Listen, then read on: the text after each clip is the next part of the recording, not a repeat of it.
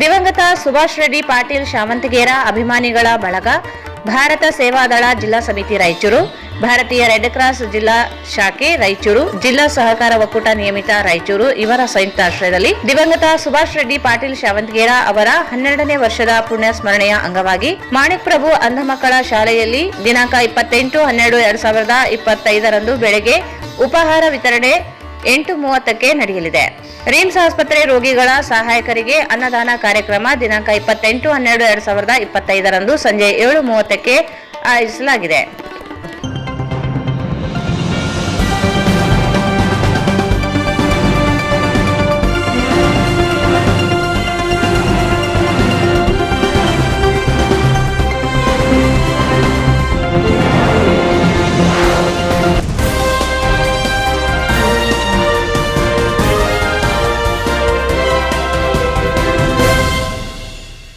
ನಮಸ್ಕಾರ, ವಾರ್ತೆಗಳ ಸ್ವಾಗತ. ಮೊದಲು ಮುಖ್ಯಾಂಶಗಳು.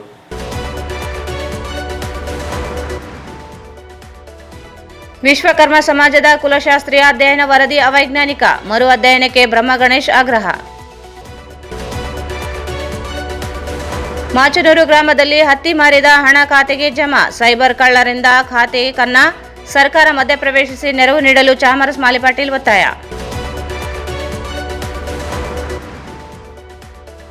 ನಗರ ಸಾರಿಗೆ ವ್ಯವಸ್ಥೆ ಮತ್ತಷ್ಟು ಬಲಪಡಿಸಲು 16 ಹೊಸ ಬಸ್ಗಳ ಬಳಕೆ, ಡಾ. ಶಿವರಾಜ್ ಪಾಟೀಲ್.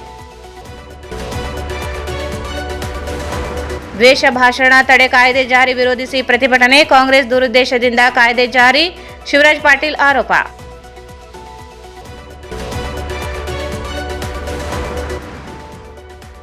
ಕರ್ನಾಟಕ ಕಾರ್ಯನಿರತ ಪತ್ರಕರ್ತರ ರಾಯಚೂರು ಜಿಲ್ಲಾ ಘಟಕ ನೂತನ ಪದಾಧಿಕಾರಿಗಳ ಪದಗ್ರಹಣ ಸಮಾರಂಭ.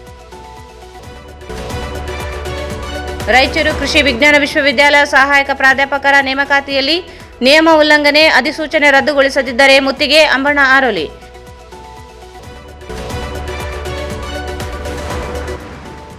ನಗರದ ವಸತಿ ನಿಲಯಗಳ ಅವ್ಯವಸ್ಥೆ, ಅಧಿಕಾರಿಗಳು ಪರಿಶೀಲಿಸಿ ಕ್ರಮ ಕೈಗೊಳ್ಳಿ, ಅರ್ಚನಾ ಸುಂಕಾರೆ.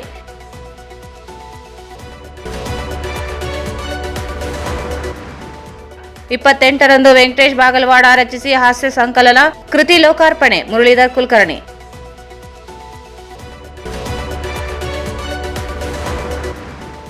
ಬಿಜೆಪಿಯಿಂದ ಮಾಜಿ ಪ್ರಧಾನಿ ಅಟಲ್ ಬಿಹಾರಿ ವಾಜಪೇಯಿ ಜಯಂತಿ ಆಚರಣೆ, ದೇಶ ಕಂಡ ಪ್ರಾಮಾಣಿಕ ದೂರದೃಷ್ಟಿ ನಾಯಕ ವಾಜಪೇಯಿ, ಗಣ್ಯರ ಬಣ್ಣನೆ. ಮತ್ತು ವಾರ್ಡ್ ನಂಬರ್ 13ರಲ್ಲಿ ಅಟಲ್ ಬಿಹಾರಿ ವಾಜಪೇಯಿ ಜಯಂತಿ ಆಚರಣೆ.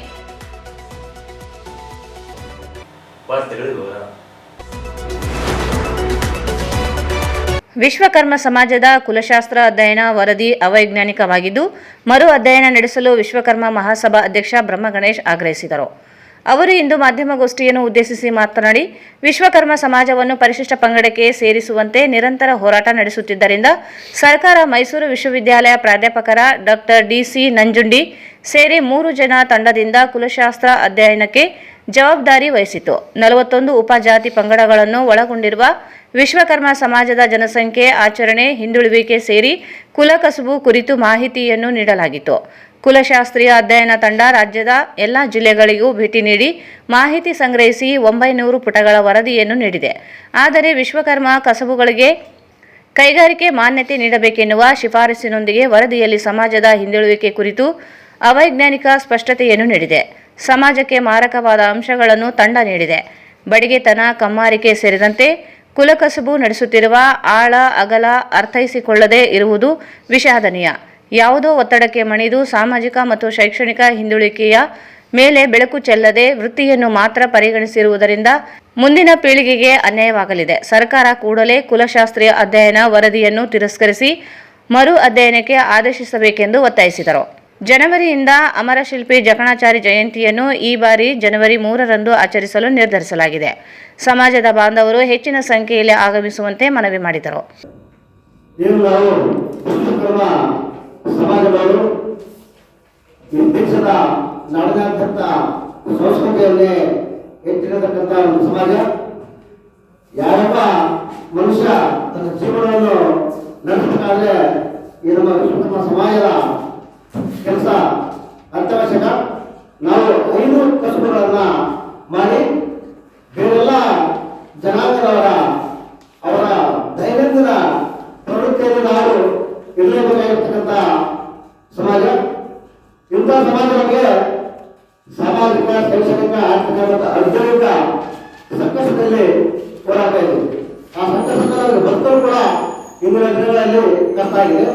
ನಮ್ಮ ಕುಲಕಸುಬುಗಳನ್ನು ಕೂಡ ಇವತ್ತಿನ ನಶಿಸಿ ಹೋಗತಕ್ಕಂಥ ಒಂದು ಪರಿಸ್ಥಿತಿ ನಮಗೆ ಬಂದಿದೆ. ಈ ನಿಟ್ಟಿನಲ್ಲಿ ನಾವು ನಮ್ಮ ಸಮಾಜವನ್ನ ಎಸ್ಟಿ ಮೀಸಲಾತಿಯಲ್ಲಿ ಸೇರಿಸಬೇಕು ಅಂತ ನಮ್ಮ ಹೋರಾಟ ಮಾಡುವುದು. ಈಗ 5-6 ವರ್ಷಗಳಿಂದಲೂ ನಮ್ಮ ಹೋರಾಟ ಎಸ್ಟಿ ಮೀಸಲಾತಿಗಾಗಿ ಸೇರಿಸಬೇಕು ಅಂತ ಹೇಳಿ ಹೋರಾಟ ಈ ಸರ್ಕಾರವನ್ನು ಮಾಡ್ತಾ ಇದ್ದೀವಿ.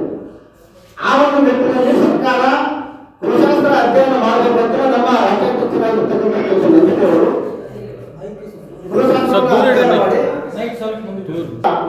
ಅಧ್ಯಯನ ಮಾಡಬೇಕು.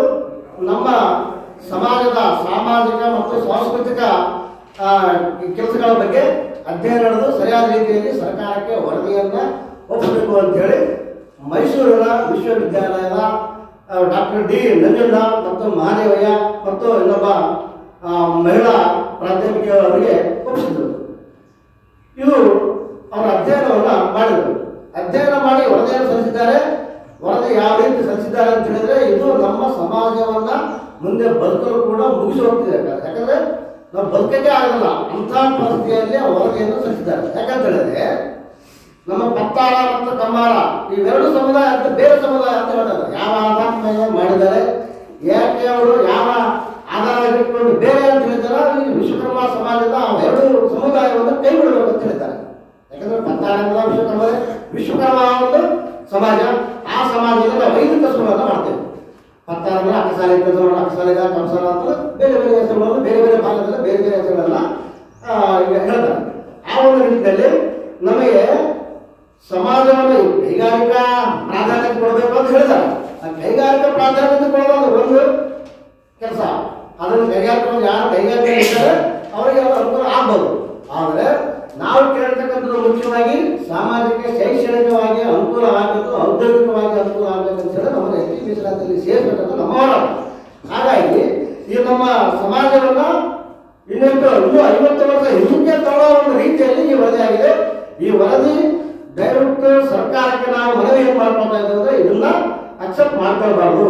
ಈ ವರದಿಯನ್ನ ತಿರಸ್ಕಾರ ಮಾಡಿ ಮತ್ತೆ ಮರು ಸಮಿತಿಯನ್ನ ನೇಮಕ ಮಾಡಿ ಮರುಪರಿಶೀಲನೆ ನಮ್ಮ ಅಧ್ಯಯನ ಮಾಡಿ ಸರ್ಕಾರಕ್ಕೆ ವರದಿಯನ್ನು ಒಪ್ಪಿಸಬೇಕು ಅಂತ ಹೇಳಿ ನಾವು ಕೂಡ ಈ ಸರ್ಕಾರಕ್ಕೆ ಈ ಪತ್ರಿಕಾ ಮುಖಾಂತರ ನಾವು ಮನವಿ ಮಾಡ್ಕೊಳ್ತೀವಿ. ಈ ಸಂದರ್ಭದಲ್ಲಿ ಡಾಕ್ಟರ್ ವೆಂಕಟೇಶ್ ಅನ್ವರಿ, ನಾಗರಾಜ್ ಪತ್ತಾರ್, ಮನೋಹರ್ ಬಡಿಗೇರ್, ಕೆ ನರಸಪ್ಪ ಕಂಬಾರ್, ಬ್ರಹ್ಮಯ್ಯ ಕಟ್ಲನ್ಕೂರು, ಮಲ್ಲಿಕಾರ್ಜುನ ಬಡಿಗೇರ್ ಇದ್ದರು. ಸಿರವಾರ ತಾಲೂಕಿನ ಮಾಚನೂರು ಗ್ರಾಮದ ರೈತ ಮಹಿಳೆ ಜ್ಯೋತಿ ಇವರಿಗೆ ಹತ್ತಿ ಮಾರಾಟ ಮಾಡಿದ್ದ ಹಣವನ್ನು ಕೆನರಾ ಬ್ಯಾಂಕ್ ಖಾತೆಗೆ ಜಮಾ ಮಾಡಿದ್ದರು. ಅವರ ಖಾತೆಗೆ ಕನ್ನ ಹಾಕಿದ್ದು ಸೈಬರ್ ವಂಚನೆ ಪ್ರಕರಣ ದಾಖಲಿಸಲಾಗಿದೆ. ಹಣ ಮರಳಿ ಬರುವವರೆಗೆ ಕೇಂದ್ರ ಮತ್ತು ರಾಜ್ಯ ಸರ್ಕಾರಗಳು ಆರ್ಥಿಕ ನೆರವು ನೀಡಬೇಕೆಂದು ಕರ್ನಾಟಕ ರಾಜ್ಯ ರೈತ ಸಂಘದ ಗೌರವಾಧ್ಯಕ್ಷ ಚಾಮರ್ಸ್ ವಾಲಿ ಪಾಟೀಲ್ ಆಗ್ರಹಿಸಿದರು. ಅವರು ಇಂದು ಮಾಧ್ಯಮಗೋಷ್ಠಿಯನ್ನು ಉದ್ದೇಶಿಸಿ ಮಾತನಾಡಿ, ನವೆಂಬರ್ ತಿಂಗಳಿನಲ್ಲಿ ಬೆಳೆದ ಹತ್ತಿಯನ್ನು ಮಾರಾಟ ಮಾಡಿದ್ದು ಕಾಟನ್ ಕಾರ್ಪೊರೇಷನ್ನಿಂದ ಖರೀದಿಸಿದ ಹತ್ತಿಗೆ 6,70,222 ರೂಪಾಯಿಗಳನ್ನು ಬ್ಯಾಂಕ್ ಖಾತೆಗೆ ಜಮಾ ಮಾಡಲಾಗಿತ್ತು. ನವೆಂಬರ್ 23ರಂದು ಬ್ಯಾಂಕಿನಲ್ಲಿದ್ದ ಹಣವನ್ನು ಸೈಬರ್ ವಂಚಕರು 7 ಖಾತೆಗೆ ವರ್ಗಾಯಿಸಿಕೊಂಡಿದ್ದಾರೆ. ಬ್ಯಾಂಕ್ ಖಾತೆ ಸಹಿತ ಸುರಕ್ಷಿತವಾಗಿಲ್ಲ ಎಂಬುದು ಬಹಿರಂಗಗೊಂಡಿದೆ. ಯಾರೊಂದಿಗೆ ಹತ್ತಿ ಮಾರಾಟ, ಹಣ ಪಾವತಿಸಿರುವ ಕುರಿತು ಮಾಹಿತಿ ಹಂಚಿಕೊಳ್ಳದೆ ಇದ್ದರೂ ಹೊರ ರಾಜ್ಯದ 7 ಜನರ ಖಾತೆಗೆ ಹಣ ಜಮಾ ಆಗಿದೆ. ಈ ಕುರಿತು ಮಾನವಿಪಟ್ಟಣದ ಕೆನರಾ ಬ್ಯಾಂಕ್ ಅಧಿಕಾರಿಗಳನ್ನು ಸಹ ಭೇಟಿ ಮಾಡಿ ಚರ್ಚಿಸಲಾಗಿದೆ. ಬ್ಯಾಂಕ್ ಖಾತೆಯಲ್ಲಿದ್ದ ಹಣ ಕದ್ದಿರುವ ಕುರಿತು ಕ್ರಮಕ್ಕೆ ಮುಂದಾಗಬೇಕೆಂದು ಮನವಿ ಮಾಡಲಾಗಿದೆ. ಪ್ರತಿದಿನ 60,000 ಸೈಬರ್ ವಂಚನೆ ಪ್ರಕರಣಗಳು ನಡೆಯುತ್ತಿದ್ದರೂ ತಡೆಯಲು ಸರ್ಕಾರಗಳು ಮುಂದಾಗುತ್ತಿಲ್ಲ. ಕೂಡಲೇ ರೈತ ಮಹಿಳೆಗೆ ಆರ್ಥಿಕ ನೆರವು ನೀಡಲು ಕೇಂದ್ರ ಮತ್ತು ರಾಜ್ಯ ಸರ್ಕಾರಗಳು ಮಧ್ಯಪ್ರವೇಶಿಸಬೇಕು. ಹಣ ಮರಳಿ ಬರುವವರೆಗೆ 6 ಲಕ್ಷ ನೀಡಬೇಕು. ಹಣ ಬಂದ ನಂತರ ಸರ್ಕಾರವೇ ಹಣ ಪಡೆಯಲಿ ಎಂದು ಆಗ್ರಹಿಸಿದರು. ಸಿರಿವಾರ, ಮಾನ್ವಿ ಮತ್ತು ದೇದುರ್ಗದಲ್ಲಿ ಈಗಾಗಲೇ ಫಸಲ್ ಬಿಮಾ ಯೋಜನೆ ಪರಿಹಾರ ಹಣವನ್ನು ಸಹ ಬೇರೆಯವರ ಖಾತೆಗೆ ಜಮಾ ಮಾಡಲಾಗಿರುವ ಪ್ರಕರಣ ತನಿಖೆಯಲ್ಲಿದೆ. ರೈತರು ವರ್ಷವಿಡೀ ದುಡಿದು ಬರುವ ಹಣಕ್ಕೂ ಭದ್ರತೆ ಇಲ್ಲದೆ ಹೋದರೆ ವ್ಯವಹರಿಸುವುದೇ ಹೇಗೆ ಎಂದು ಪ್ರಶ್ನಿಸಿದರು. ಸೈಬರ್ ಪೊಲೀಸರು ತನಿಖೆ ಪ್ರಾರಂಭಿಸಿದ್ದಾರೆ. ಕೂಡಲೇ ಹತ್ತಿ ಖರೀದಿ ಕೇಂದ್ರದಿಂದ ಮಾರಾಟ ಮಾಡಲಾಗಿರುವ ಹತ್ತಿ ಖರೀದಿಸಿದ ಹಣ ಲಪಟಾಯಿಸುವ ವ್ಯವಸ್ಥಿತ ಜಾಲ ಕಾರ್ಯನಿರ್ವಹಿಸುತ್ತಿರುವ ಸಂಶಯಗಳಿವೆ. ಕೂಡಲೇ ಕೆನರಾ ಬ್ಯಾಂಕ್ ಹಾಗೂ ಅಧಿಕಾರಿಗಳು ಸೈಬರ್ ವಂಚನೆ ಪಡೆಯಲು ಮುಂದಾಗಬೇಕೆಂದರು. ವ್ಯಕ್ತಿಯೊಬ್ಬರ ವೈಯಕ್ತಿಕ ಮಾಹಿತಿ ಸೋರಿಕೆಯಾಗಿಯೇ ರೈತರಿಗೆ ವಂಚನೆಯಾಗಿದೆ ಎಂದರು. ಅದು ಏನಿಲ್ಲ, ಈ ರೈತರ ಪರಿಸ್ಥಿತಿ ಏನು ಈ ರೀತಿ ಆದರೆ ನಾವು ಬ್ಯಾಂಕಿನ ಮೇಲೆ ಈ ಒಳ್ಳೇದಾಯ್ತಪ್ಪ, ಭ್ರಷ್ಟಾಚಾರ ಆಗಲ್ಲ, ನೇರವಾಗಿ ಬ್ಯಾಂಕಿಗೆ ಬಂದ್ಬಿಡ್ತು ಅಂತ ನಾವು ಖುಷಿ ಪಟ್ಟಿದ್ವಿ. ಪರಿಹಾರ ಆಗಲಿ ಅವ್ರು ಇದುವರೆಗೆ ಏನಂತಂದ್ರೆ ನಾವು ನಮ್ಮ ಜಿಲ್ಲೆಯಲ್ಲಿ ನೋಡಿದ್ದು ಪ್ರಧಾನಮಂತ್ರಿ ಫಸಲ್ ಬಿಮಾ ಯೋಜನೆಯಲ್ಲಿ ಬಂದಂಥ ಪರಿಹಾರ ಬೇರೆಯವ್ರ ಅಕೌಂಟಿಗೆ ಅದು ಇಲ್ಲಿ ಲೋಕಲ್ ಅವರಿಗೆ ಓದದ್ದು ಗೊತ್ತಾಗಿತ್ತು. ಕೇಸ್ ಮಾಡಿಸಿದ್ವಿ. 3 ಕಡೆ ಜಿಲ್ಲೆಯಲ್ಲಿ ಕೇಸ್ ಆಗಿದೆ, FIR ಆಗಿದೆ, ತನಿಖೆ ನಡೀತಾ ಇದೆ. ಆದ್ರೆ ಇದೊಂದು ವಿಚಿತ್ರ. ಅದು ನಮಗೇನು ಅವ್ರು ಕೆಲವರು ಹೇಳೋ ಪೈಕಿ ಅವ್ರು ಇಲ್ಲಿಯವ್ರು ಅಲ್ಲೇ ಪ್ರದೇಶದಿಂದನೇ ದುಡ್ಡು ಎತ್ತಾರ ಅಂತ ಕೆಲವ್ರು ಹೇಳ್ತಾರೆ. ಅದು ಎಷ್ಟು ನಿಜ ಎಂದು ಗೊತ್ತಿಲ್ಲ. ತನಿಖೆ ಆದ್ಮೇಲೆ ಅದು ಗೊತ್ತಾಗ್ತದೆ. ಆದ್ರೆ ಈಗ ಆ ರೈತ ಮಹಿಳೆಯರ ಪರಿಸ್ಥಿತಿ ಏನು? ಈಗ ಸಾಲ ಮಾಡಿ ಗೊಬ್ಬರ ಎಣ್ಣೆ ಎಲ್ಲ ತಂದಿರ್ತಾರ, ಕೂಲಿ ನಾಲಿ ವಸ್ತು ತನ್ನ ಹತ್ತಿ ಎಲ್ಲ ಮಾರಾಟ ಮಾಡಿದ್ದೆಲ್ಲ ದುಡ್ಡು ಬ್ಯಾಂಕಿಗೆ ಹೋಯ್ದು 1 ನಯ ಪೈಸೆ ನಮಗೆ ಕೈಗೆ ಬಂದಿಲ್ಲ. 1 ನಯ ಪೈಸೆ ಕೂಡ ಕೈಗೆ ಬಂದಿಲ್ಲ. ನಾವು ಕೇಳಿದ್ವಿ ಬ್ಯಾಂಕಿನವರಿಗೆ, ನೀವು ತನಿಖೆ ಮಾಡಿದ್ರಿ, ಏನಂತಂದ್ರೆ ನೀವು ಏನೋ ಒಂದು ಬ್ಯಾಂಕಿನಿಂದ ದುಡ್ಡು ಕೊಡೋ ವ್ಯವಸ್ಥೆ ಮಾಡಿ ಬಂದ ಮೇಲೆ ನೀವೇ ತಗೊಳ್ರಿ, ಇನ್ವೆಸ್ಟಿಗೇಷನ್ ಮಾಡಿ ಬರ್ತಾವಂತ ವಿಶ್ವಾಸ ಐತೆ ಅಂತ ಹೇಳ್ತಾರ. ಬಂದ ಮೇಲೆ ನೀವು ತಗೊಳ್ರಿ ಅಂದ್ರೆ ಇಲ್ಲ, ಆ ಪ್ರೊವಿಷನ್ ಇಲ್ಲ, ಆ ಪ್ರೊವಿಷನ್ ಇಲ್ಲ ನಮ್ಮಲ್ಲಿ ಅಂತ ಕೊಡೋದು. ನಾವು ಕೇಸ್ ಮಾಡಿದ್ವಿ, ಮೋಸ ಆಗಿದೆ ಕೇಸ್ ಮಾಡಿದ್ವಿ. ನಮ್ಮ ಸೈಬರ್ ಸೆಲ್ಗಳು ನಾವು ಮೇಲಧಿಕಾರಿಗಳಿಗೆ ತಿಳಿಸಿದ್ದೀವಿ ಅಂತ ಹೇಳ. ಈ ರೀತಿ ಬೇರೆ ಬೇರೆ ಈಗ ನಾಳೆ ಜೋಳ ಮಾರಾಟ ಮಾಡ್ತೀವಿ, ತೊಗರಿ ಮಾರಾಟ ಮಾಡ್ತಾರೆ ರೈತರು. ಎಲ್ಲರಿಗೂ ಹಿಂಗಾದ್ರೆ ಏನ್ ಮಾಡ್ಬೇಕು? ಹೆಂಗ ಪರಿಸ್ಥಿತಿ ನಿಭಾಯಿಸ್ಬೇಕು? ಅದಕ್ಕೆ ಇದು ಸಣ್ಣ ಒಂದು ಅಪರಾಧ ಅಲ್ಲ ನನ್ನ ಲೆಕ್ಕದಲ್ಲಿ. ಅವ್ರು ಬ್ಯಾಂಕ್ ಮ್ಯಾನೇಜರ್ ಹೇಳೋದ್ರ ಪ್ರಕಾರ ದಿನಕ್ಕೆ 60,000 ಕೇಸ್ಗಳು ಆಗ್ತವೆ ಈ ದೇಶದಲ್ಲಿ ಅಂತಂದ್ರೆ, ಇದು ಮತ್ತೆ ಏನು ಇವರು ಸೆಂಟ್ರಲ್ ಗೌರ್ಮೆಂಟು ಸ್ಟೇಟ್ ಗೌರ್ಮೆಂಟು ಏನ್ ಮಾಡ್ತದೆ? ಅವ್ರ ಇಂಟೆಲಿಜೆನ್ಸಿ ಏಜೆನ್ಸಿ ಏನ್ ಮಾಡ್ತಾರೆ? ಇಷ್ಟೆಲ್ಲ ಕೇಸ್ ಆದ್ರೆ ಈಗ ನಮಗೆ ಇಷ್ಟು ದೊಡ್ಡ ಪ್ರಮಾಣದಲ್ಲಿ ಮಾಡಿದ್ರು ಯಾರು ಏನು ಸರಿಯಾದ ರೀತಿಯಲ್ಲಿ ಕ್ರಮ ಕೈಗೊಳ್ಳೋದ್ರಿಂದ ಅನುಮಾನ ಶುರುವಾಗಿದೆ. ಈ ಸರ್ಕಾರಗಳೇ ಅವರಿಂದ ಅದರೇನೋ ಒಂದು ಅನುಮಾನ ಇವತ್ತು ನಮಗೆ ಶುರುವಾಗಿದೆ. ಇಲ್ಲಾಂದ್ರೆ ಒಬ್ಬ ಮುಖ್ಯಸ್ಥ, ಕೆನರಾ ಬ್ಯಾಂಕಿನ ಮುಖ್ಯಸ್ಥ ಮ್ಯಾನೇಜರ್ ಹೇಳ್ಬೇಕಾದ್ರೆ ಅದು ಸುಳ್ಳಂತೂ ಇರೋದಿಲ್ಲ. 60,000 ಕೇಸ್ ಖಂಡಿತ. ನೀವು ಬೇಕಿದ್ರೆ ಅವ್ರನ್ನ ಸಂಪರ್ಕ ಮಾಡಿ ಕೆನರಾ ಬ್ಯಾಂಕಿನ ಮುಖ್ಯಸ್ಥರು ಕೇಳಬಹುದು. ನಾನು ಹೋಗಿ ಬಂದೀನಿ. ಈ ರೀತಿ ಆದ್ರೆ ಈಗ ನಮ್ಮ ಒತ್ತಾಯ ಏನಂತಂದ್ರೆ ಆ ಮಹಿಳೆಗೆ ದುಡ್ಡು ಬೇಕು. ಕೇಂದ್ರ ಮತ್ತು ರಾಜ್ಯ ಸರ್ಕಾರಗಳು ಏನು ಹತ್ತಿ ಮಾರಾಟ ಮಾಡಿ ಮೋಸ ಹೊಂದಿದಂತ ಮಹಿಳೆಗೆ ಪ್ರಧಾನಮಂತ್ರಿ ಪರಿಹಾರ ನಿಧಿಯಿಂದ ಮತ್ತು ಮುಖ್ಯಮಂತ್ರಿಯ ಪರಿಹಾರ ನಿಧಿಯಿಂದ ಕೊಡ್ರಿ, ಅವ್ರಿಗೆ ತನಿಖೆ ಮಾಡಿಸ್ರಿ. ಆ ದುಡ್ಡು ಎಲ್ಲಿ ಹೋಗಿದೆ ಅಂತ ತನಿಖೆ ಮಾಡಿಸ್ರಿ. ಬಂದ ನಂತರ ನೀವೇ ತಗೊಳ್ರಿ, ನಮ್ಗೇನ್ ಬೇಡ. ನಮ್ಗೇನ್ ಇವತ್ತು ಬ್ಯಾಂಕ್ಲಿಂದ ಮೋಸ ಆಗಿದೆ, ಎಷ್ಟು ಮೋಸ ಆಗಿದೆ ಅಷ್ಟು ದುಡ್ಡು ನಮ್ಗೆ ಕೊಡ್ರಿ. 6 ಲಕ್ಷ ಏನ್ ಮನುಷ್ಯರಿದ್ರೆ ಏನಿದ್ರೆ ಮಾಸನೂರು ಗ್ರಾಮದ ಮಹಿಳೆಗೆ ಇವರಿಗೆ ಈ ರೀತಿ ಅಮೌಂಟ್ ಇಲ್ಲ. ಎಷ್ಟು ಹೋಗಿದೆ? 70,222. 6,70,222 57 ಪೈಸೆ. ಇದು ಏನಂತಂದ್ರೆ ಎಲ್ಲ ಲೆಕ್ಕಾಚಾರ ಇದೆ. ಕಾಟನ್ ಕಾರ್ಪೊರೇಷನ್ ಆಫ್ ಇಂಡಿಯಾದವರು ಎಷ್ಟು ಕ್ವಿಂಟಲ್ ನಾವು ತಗೊಂಡಿದೀವಿ, ಎಷ್ಟು ದುಡ್ಡು ಹಾಕಿದೀವಿ ಅನ್ನೋದು ಎಲ್ಲ ರೆಕಾರ್ಡ್ ಇದೆ. ಕಾಟನ್ ಕಾರ್ಪೊರೇಷನ್ ಆಫ್ ಇಂಡಿಯಾದವರು ಇಷ್ಟು ದುಡ್ಡು ಹಾಕಿದ್ದೀವಿ. ಆಮೇಲೆ ಇವರು ಈ ಅಕೌಂಟ್ ಯಾರ್ಯಾರಿಗೆ ಹೋಗ್ಯವ ಅನ್ನೋದು ಕೂಡ ಮಾಹಿತಿ ತಕೊಂಡಿರೋದು. ಎಲ್ಲಿಗೂ ಏನು ವಂಚನೆಗೆ ಒಳಗಾದ ರೈತ ಮಹಿಳೆ ಜ್ಯೋತಿ ಮಾತನಾಡಿ, ಹತ್ತಿ ಮಾರಾಟ ಮಾಡಿದ ಹಣ ಬ್ಯಾಂಕ್ ಖಾತೆಯಿಂದಲೇ ಅನ್ಯರ ಖಾತೆಗೆ ವರ್ಗಾವಣೆಯಾಗಿದೆ. 7 ಖಾತೆಗೆ ಹಣ ವರ್ಗಾವಣೆಯಾಗಿದ್ದು ಯಾವುದೇ OTP ಬಂದಿಲ್ಲ, ಮೊಬೈಲ್ ಸಹ ಇಲ್ಲ. ಆದರೂ ಸೈಬರ್ ವಂಚನೆಯಾಗಿದೆ. ಸಾಲಗಾರರು ನಿತ್ಯವೂ ಮನೆಗೆ ಬರುತ್ತಿದ್ದು ಹಣ ನೀಡುವಂತೆ ಒತ್ತಾಯಿಸುತ್ತಿದ್ದಾರೆ. ಆದರೆ ಬ್ಯಾಂಕ್ ಖಾತೆ ಖಾಲಿಯಾಗಿರುವುದು ಪೊಲೀಸರು ನೆರವಿಗೆ ಬಂದು ರಕ್ಷಿಸಬೇಕೆಂದು ಮನವಿ ಮಾಡಿದರು. IMPC ಆಗಿದೆ ಅಂತ ಅವ್ರು ಹೇಳ್ತಾರೆ. ನಮ್ಗೆ ಯಾವುದೇ ರೀತಿ OTP ಬಂದಿಲ್ಲ. 7 ಬ್ಯಾಂಕಿಗೆ ಟ್ರಾನ್ಸಾಕ್ಷನ್ ಆಗಿದಾವೆ ಅಂತ ಅವ್ರು ಹೇಳಿದ್ರು. ಒಂದು ಬ್ಯಾಂಕಿಗೆ ನಾವು ಹೇಳ್ಬೋದ್ರಿ ಗೊತ್ತಿಲ್ಲ. 7 ಬ್ಯಾಂಕಿಗೆ ನಾವು ಹೆಂಗೆ ಹೇಳ್ತೀವಿ OTP ಮೆಸೇಜ್? ಅದು ನೈಟ್ 12 ಗಂಟೆಗೆ ಆಗಿದಾವೆ ಅಂತ ಹೇಳಿದ್ರು. ಅಮೌಂಟ್ ಕಟ್ ಆಗಿದಾವೆ. 12 ಗಂಟೆಗೆ ನಾವು ನೈಟ್ ಫೋನ್ ಚಾರ್ಜ್ ಗಿಟ್ ಮಾಡ್ಕೊಂಡು ಬೆಳಗ್ಗೆ ತನಕ ಫೋನೇ ಟಚ್ ಮಾಡೋದಿಲ್ಲ ರೀ. ಅದು 20ನೇ ತಾರೀಕಿಗೆ ಅಮೌಂಟ್ ಆಗಿದ್ದಾರೆ ಅತಿ ಕಾಟನ್ ರೀ. 22 ಚೆಕ್ ಮಾಡಿದೀವಿ, ಇದಾವೆ ಅಮೌಂಟು. 23ಕ್ಕೆ ಕಟ್ ಆಗಿದ್ದಾವೆ. 22 ನೈಟ್ ಅಂದರೆ 23ಕ್ಕೆ ಕಟ್ ಆಗಿದ್ದಾವೆ. ಯಾವ ತಿಂಗಳು? ನವೆಂಬರ್ 22ಕ್ಕೆ ಜಮಾ ಆಗಿದೆ. 23ಕ್ಕೆ ಅಮೌಂಟ್ ಕಟ್ ಆಗಿದ್ದಾವೆ. ಅವಾಗ ಮಾಡಿಸಿದ್ದು ಸರ್. ಅದರಲ್ಲಿ ಅಪ್ಪನ Aadhaar card phone number link ಇರೋದ್ರಿಂದ ರೀ ಈ ಮದುವೆ ಆಗಿ ಬಂದ್ಮೇಲೆ ಇವ್ರ Aadhaar card phone number link ಇವ್ರಿಗೆ ಮಾತ್ರ ಕೊಟ್ಟಿರೋದ್ರಿ. ಅದಕ್ಕೆ ನೆಟ್ ಆನ್ಲೈನ್ ಇದು ಟ್ರಾನ್ಸಾಕ್ಷನ್ ಏನಿಲ್ಲ ರೀ. ATM ಇಲ್ಲ, ಫೋನ್ ಪೇ ಇಲ್ಲ, ಯಾವುದೇ ರೀತಿಯಿಂದ ನೆಟ್ ಬ್ಯಾಂಕಿಂಗ್ ಇಲ್ಲದೆ ಅಮೌಂಟ್ ಕಟ್ ಆಗಲ್ಲ ಅಂತ ಸೈಬರ್ ನಮ್ಗೆ ಅದನ್ನು ಗೊತ್ತಿರಲಿಲ್ಲ ರೀ. ಸೈಬರ್ ಪೊಲೀಸರು ಹೇಳಿದ್ಮೇಲೆ ನೆಟ್ ಬ್ಯಾಂಕಿಂಗ್ ಇದ್ರೆ ಮಾತ್ರ ಅಮೌಂಟ್ ಕಟ್ ಆಗ್ತಾವ ಅಂತ ಹೇಳಿದ್ರಿ. ನಾವು ನೆಟ್ ಬ್ಯಾಂಕಿಂಗ್ ಅರ್ಜಿನೇ ಕೊಟ್ಟಿಲ್ಲ, ಮತ್ತು ಅವ್ರು ಯಾವ ಥರ ಆಕ್ಸೆಪ್ಟ್ ಮಾಡಿದ್ರು ಅಂತ ಗೊತ್ತಾಗೋದ್ರಿ.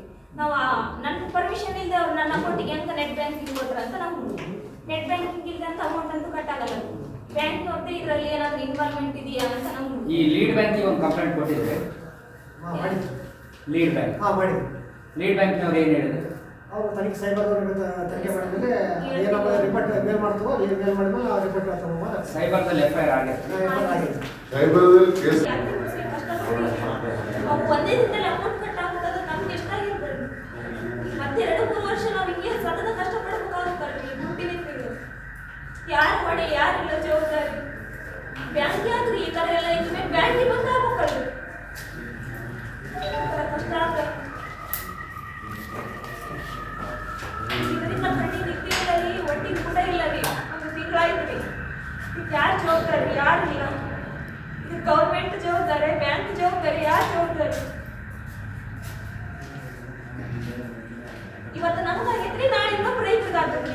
ಈ ಥರ ಆದ್ರೆ ಏನು ಮಾಡ್ಬೇಕು?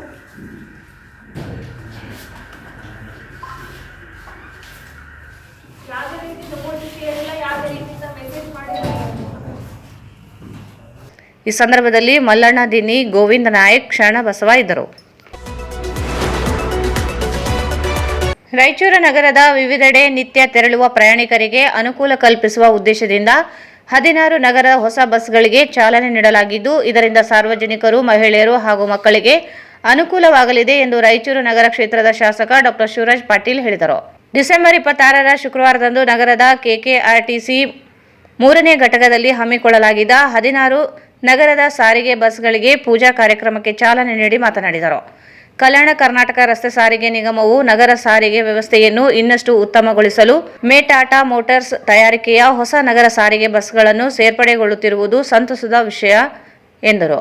ಈ ಬಸ್ಗಳಿಗೆ 187 HP ಸಾಮರ್ಥ್ಯದ BS6 ಎಂಜಿನ್ಗಳನ್ನು ಅಳವಡಿಸಲಾಗಿದ್ದು, ಈ ಬಸ್ಗಳನ್ನು automotive industry standard AIS 052 bus ಕೋಡ್ನಂತೆ ನಿರ್ಮಿಸಲಾಗಿದೆ. ಈ ಬಸ್ಗಳು 40 ಪ್ರಯಾಣಿಕ ಆಸನಗಳನ್ನು ಹೊಂದಿದ್ದು, LED ಟ್ಯೂಬ್ ಲೈಟ್ ಅಳವಡಿಸುವುದರೊಂದಿಗೆ ಒಳಾಂಗಣವನ್ನು ಉತ್ತಮವಾಗಿ ವಿನ್ಯಾಸಗೊಳಿಸಲಾಗಿದೆ ಎಂದರು. ಈ ಬಸ್ಗಳಲ್ಲಿ ಪ್ರಯಾಣಿಸುವ ಪ್ರಯಾಣಿಕರ ಸುರಕ್ಷತೆಗಾಗಿ ಒಟ್ಟು 4 CC ಕ್ಯಾಮೆರಾಗಳನ್ನು ಅಳವಡಿಸಲಾಗಿದೆ. ಜೊತೆಗೆ ಆಧುನಿಕ ತಂತ್ರಜ್ಞಾನ ಹೊಂದಿರುವ ಸ್ವಯಂ ಚಾಲಿತ ಅಗ್ನಿ ನಂದಕ ಉಪಕರಣಗಳನ್ನು, ರಿವರ್ಸ್ ಪಾರ್ಕಿಂಗ್ ಅಲಾರಾಂ ವ್ಯವಸ್ಥೆ ಹಾಗೂ ಲೊಕೇಶನ್ ಟ್ರ್ಯಾಕ್ ಪ್ಯಾನಿಕ್ ಬಟನ್ಗಳನ್ನು ಅಳವಡಿಸಲಾಗಿದೆ. ಬಸ್ಗಳನ್ನು ಸರಿಯಾಗಿ ಉಪಯೋಗಿಸಬೇಕೆಂದು ನಿಗಮದ ಅಧಿಕಾರಿಗಳಿಗೆ ಸೂಚನೆ ನೀಡಿದರು. ಈ ವೇಳೆ ನೂತನ ಬಸ್ಗಳಲ್ಲಿ ಶಾಸಕರು ಸಂಚರಿಸಿ ಬಸ್ಗಳ ಗುಣಮಟ್ಟ ಪರೀಕ್ಷಿಸಿದರು.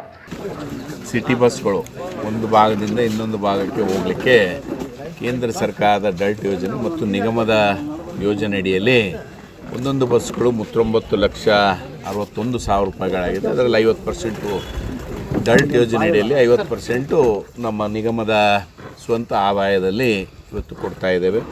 ಬಹುಶಃ ಭಾಳ ವರ್ಷದಿಂದ ಹೊಸ ಸಿಟಿ ಬಸ್ಗಳು ನಮ್ಮ ರಾಯಚೂರು ನಗರಕ್ಕೆ ಬಂದಿರಲಿಲ್ಲ. ಇವತ್ತು ಈ ಸರ್ಕಾರ ಬಂದ ಮೇಲೆ 16 ಬಸ್ಗಳು ಕೊಡುವ ಮೂಲಕ ಸಾರ್ವಜನಿಕರಿಗೆ, ಬಡವರಿಗೆ, ಮಕ್ಕಳಿಗೆ, ಅಂಗವಿಕಲರಿಗೆ ಉಪಯೋಗ ಆಗುವಂಥ ಕೆಲಸ ಆಗ್ತದಂತೇಳಿ ಒತ್ತಾಯ ಮಾಡಿದಾಗ ಇವತ್ತು ಬಸ್ಗಳು ಬಿಡುಗಡೆ ಮಾಡುವಂಥ ಕೆಲಸ ಆಗಿದೆ. ಬಟ್ ಸಾರ್ವಜನಿಕರಿಗೆ ನಾನು ವಿನಂತಿ ಮಾಡೋದು, ನಾವು ಯಾವಾಗ ಬಸ್ನಲ್ಲಿ ಹೆಚ್ಚು ಓಡಾಟ ಮಾಡ್ತೀವೋ ಆ ಒಂದು ನಿಗಮದ ನೌಕರಸ್ಥಿಗೆ ಒಳ್ಳೆಯದಾಗ್ತದೆ. ಬಸ್ಗಳು ಮುಂದುವರ್ಸೋಕ್ಕೂ ಒಳ್ಳೆಯದಾಗ್ತದೆ. ಇನ್ನೂ ಹೆಚ್ಚು ಬಸ್ಗಳು ತರಲಿಕ್ಕೂ ಅನುಕೂಲ ಆಗ್ತದೆ ಅಂತ ಹೇಳಿಕ್ಕೆ ಬಯಸ್ತೇನೆ. ಯಾವಾಗ ಅರ್ನಿಂಗ್ ಪರ್ ಕಿಲೋಮೀಟರ್ ಇರೋಂಗಿಲ್ಲ, ಅವರು ಆ ರೂಟ್ನ ಕಟ್ ಮಾಡುವಂಥ ಕೆಲಸ ಮಾಡ್ತಾರೆ. ನಾನು ಅನೇಕ ಸಾರಿ ಈ ಮೇಲಾಧಿಕಾರಿಗಳ ಜೊತೆ ನಾವು ಮೀಟಿಂಗ್ ಮಾಡಿದಾಗ ಅವ್ರು ಅದೇ ಹೇಳ್ತಾರೆ, ಇಲ್ಲ ಸರ್ ನಿಮ್ಮದು EPKM ಇಲ್ಲ, EPKM ಇಲ್ಲ. EPKM ಇರಲಿಲ್ಲ ಅಂತಂದರೆ ಅವ್ರ ಬಸ್ಗಳು ಕಂಟಿನ್ಯೂ ಮಾಡೋಕ್ಕಾಗೋದಿಲ್ಲ.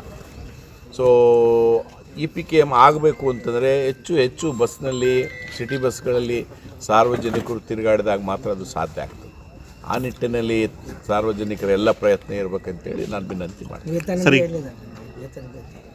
ಸರ್, ಈಗ ಅದೇ ಆಕ್ಸಿಡೆಂಟ್ಸ್ ರಿಪೇರಿ ಬಸ್ಗಳು ಏನು ಸರ್ ಸರ್ಕಾರಕ್ಕೇನು ಸರ್ಕಾರ ಸರಿಯಾದ ಸಮಯಕ್ಕೆ ಕೊಡುವಂಥ ಡ್ಯೂಸ್ ಕೊಟ್ಟರೆ ಯಾವ ರಿಪೇರಿನೂ ಬರೋಂಗಿಲ್ಲ, ಯಾವ ಪಲ್ಟಿನೂ ಆಗಂಗಿಲ್ಲ, ಯಾವ ಬಸ್ಗಳು ಕಾಲೆತ್ತಿ ನಿಲ್ಲಂಗಿಲ್ಲ.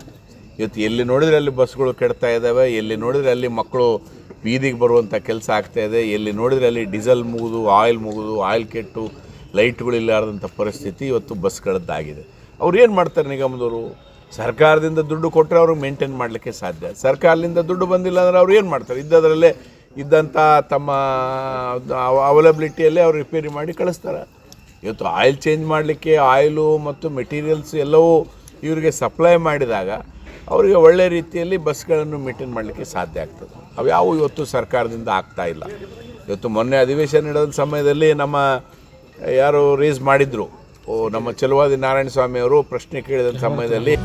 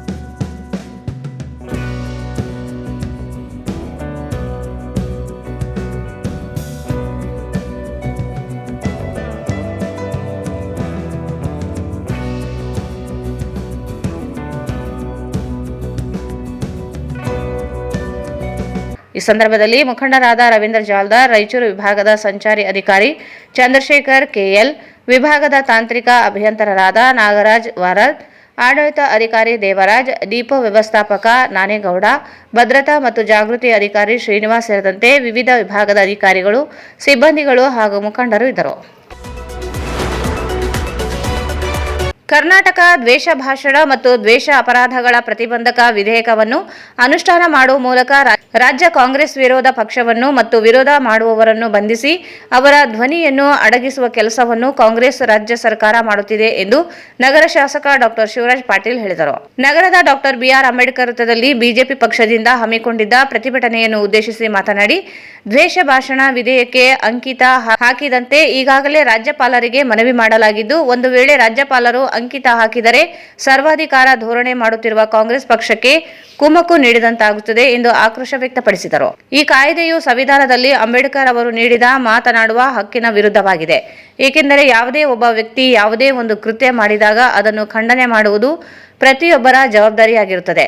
ಆದರೆ ಅಂತಹ ಜವಾಬ್ದಾರಿಯುತವಾದ ಹಕ್ಕನ್ನು ಕಸಿದುಕೊಳ್ಳುವ ಕೆಲಸವನ್ನು ಬಿಜೆಪಿ ಮಾಡುತ್ತಿದೆ ಎಂದು ಗುಡುಗಿದರು.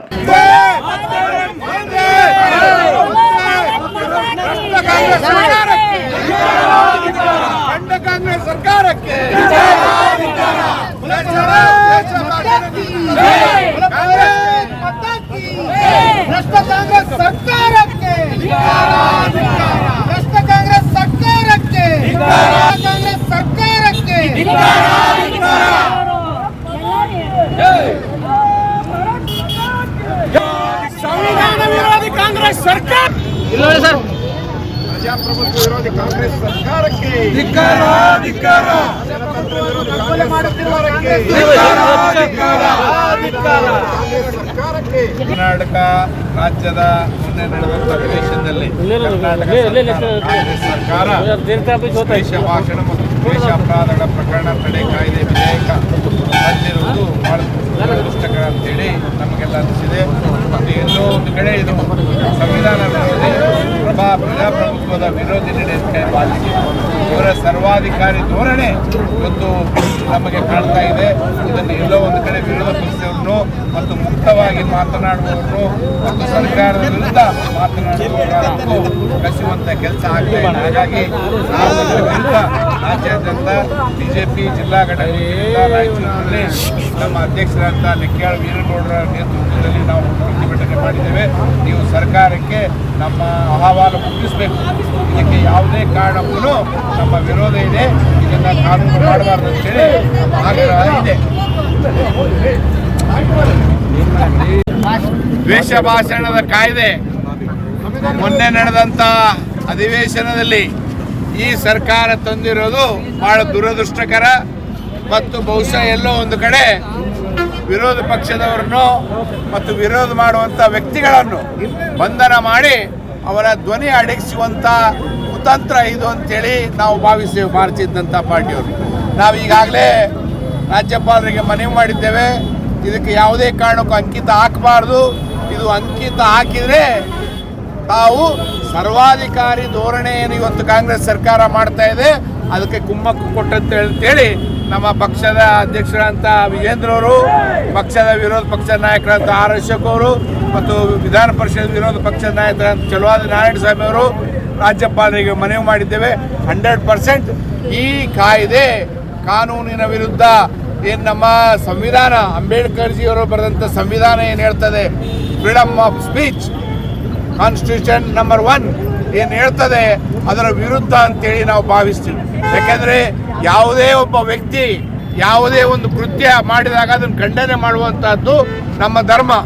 ಒಬ್ಬ ಸಾಮಾನ್ಯ ಮನುಷ್ಯನಾಗಿ ನಮ್ಮ ಧರ್ಮ. ಅದನ್ನೇ ಹಿಡ್ಕೊಂಡು ಎಲ್ಲೋ ಒಂದು ಕಡೆ ನಮ್ಮನ್ನೆಲ್ಲ ಕಟ್ಟಿ ಹಾಕಬೇಕು ಅನ್ನುವ ಭಾವನೆ ಧೋರಣೆ ಈ ಸರ್ಕಾರ ಮಾಡಿದೆ ಅಂತ ಹೇಳಿಕೆ ಬಯಸ್ತೇನೆ. ಇದು ಯಾವುದೇ ಕಾರಣಕ್ಕೂ ನಾವು ಭಾರತೀಯ ಜನತಾ ಪಕ್ಷರು ಒಪ್ಪಂಗಿಲ್ಲ. ನಾವು ಯಾವುದೇ ತ್ಯಾಗಕ್ಕೂ ಸಿದ್ಧ, ಯಾವುದೇ ಶಿಕ್ಷೆಗೂ ಸಿದ್ಧ ಅಂತ ಹೇಳಿಕೆ ಬಯಸ್ತೇವೆ. ಪ್ರತಿಭಟನೆಯಲ್ಲಿ ಕಾಂಗ್ರೆಸ್ ಸರ್ಕಾರದ ವಿರುದ್ಧ ಮತ್ತು ದ್ವೇಷ ಭಾಷಣ ವಿಧೇಯಕ ವಿರುದ್ಧ ಘೋಷಣೆಗಳನ್ನು ಕೂಗಲಾಯಿತು. ಪ್ರತಿಭಟನೆಯಲ್ಲಿ ಪಕ್ಷದ ಜಿಲ್ಲಾಧ್ಯಕ್ಷ ವೀರನಗೌಡ ಪಾಟೀಲ್ ಲೆಕ್ಕಿಹಾಳ, ರಾಘವೇಂದ್ರ ಉಟ್ಕೂರು, ಸಂತೋಷ್ ರಾಜ್ಗುರು, ಕಡಗೋಳು ಆಂಜನೇಯ, ರಾಜ್ಕುಮಾರ್, ಕಡಗೋಳು ರಾಮಚಂದ್ರ, ವಿಜಯಕುಮಾರ್, ರವಿ ಜಾಲ್ದಾರ್, ಬಂಡೇಶ್, ಈಶ ಶಿರಾಜ್, ಬಂಗಿ ನರಸರೆಡ್ಡಿ, ವಿ ನಾಗರಾಜ್, ಶಂಕರಪ್ಪ, ಭೀಮಣ್ಣ ಮಂಚಾಲ್, ವಿನಾಯಕ್, ಶಿವಕುಮಾರ್ ಪಾಟೀಲ್, ವಿಪಿ ರೆಡ್ಡಿ, ನಾಗರಾಜ್ ಬಾಲ್ಕಿ, ವೀರೇಶ್ ತಲ್ವಾರ್, ಸಿದ್ದನಗೌಡ, ಗುಡ್ಸಿ ನರಸರೆಡ್ಡಿ, ಚಂದ್ರಶೇಖರ್, ಶೇಖರ್, ನಾಗವೇಣಿ, ಅಶ್ವಿನಿ, ಸಂಗೀತಾ, ಶಿವಲಕ್ಷ್ಮಿ, ರಾಧಾ, ಪುಷ್ಪ, ಶರಣಮ್ಮ ಸೇರಿದಂತೆ ಅನೇಕರಿದ್ದರು. ಈಗ ಜಾಹೀರಾತು. ದಿವಂಗತ ಸುಭಾಷ್ ರೆಡ್ಡಿ ಪಾಟೀಲ್ ಶಾವಂತಗೇರ ಅಭಿಮಾನಿಗಳ ಬಳಗ ಭಾರತ ಸೇವಾದಳ ಜಿಲ್ಲಾ ಸಮಿತಿ ರಾಯಚೂರು, ಭಾರತೀಯ ರೆಡ್ ಕ್ರಾಸ್ ಜಿಲ್ಲಾ ಶಾಖೆ ರಾಯಚೂರು, ಜಿಲ್ಲಾ ಸಹಕಾರ ಒಕ್ಕೂಟ ನಿಯಮಿತ ರಾಯಚೂರು ಇವರ ಸಂಯುಕ್ತ ಆಶ್ರಯದಲ್ಲಿ ದಿವಂಗತ ಸುಭಾಷ್ ರೆಡ್ಡಿ ಪಾಟೀಲ್ ಶಾವಂತಗೇರ ಅವರ 12ನೇ ವರ್ಷದ ಪುಣ್ಯ ಸ್ಮರಣೆಯ ಅಂಗವಾಗಿ ಮಾಣಿಕ್ ಪ್ರಭು ಅಂಧ ಮಕ್ಕಳ ಶಾಲೆಯಲ್ಲಿ ದಿನಾಂಕ 28/12/2025 ಬೆಳಗ್ಗೆ ಉಪಹಾರ ವಿತರಣೆ 8:30ಕ್ಕೆ ನಡೆಯಲಿದೆ. ರಿಮ್ಸ್ ಆಸ್ಪತ್ರೆ ರೋಗಿಗಳ ಸಹಾಯಕರಿಗೆ ಅನ್ನದಾನ ಕಾರ್ಯಕ್ರಮ ದಿನಾಂಕ 28/12/2025 ಸಂಜೆ 7:30ಕ್ಕೆ ಆಯೋಜಿಸಲಾಗಿದೆ.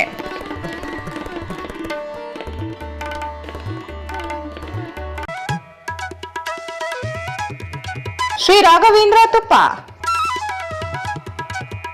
ಶ್ರೀ ರಾಘವೇಂದ್ರ ಘೀ,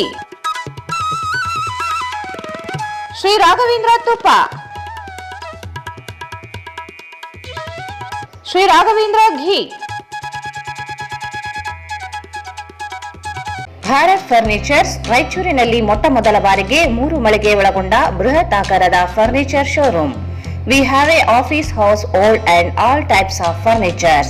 Dealers in wooden cot, dining table, sofa set, dressing table, computer table, tea tables, office chairs, steel almirah, wardrobe, TV stands, glassware items, sleepwell products, Dandro cello chairs, Supreme sofa set, Doco set furnitures, Sri Steel furnitures.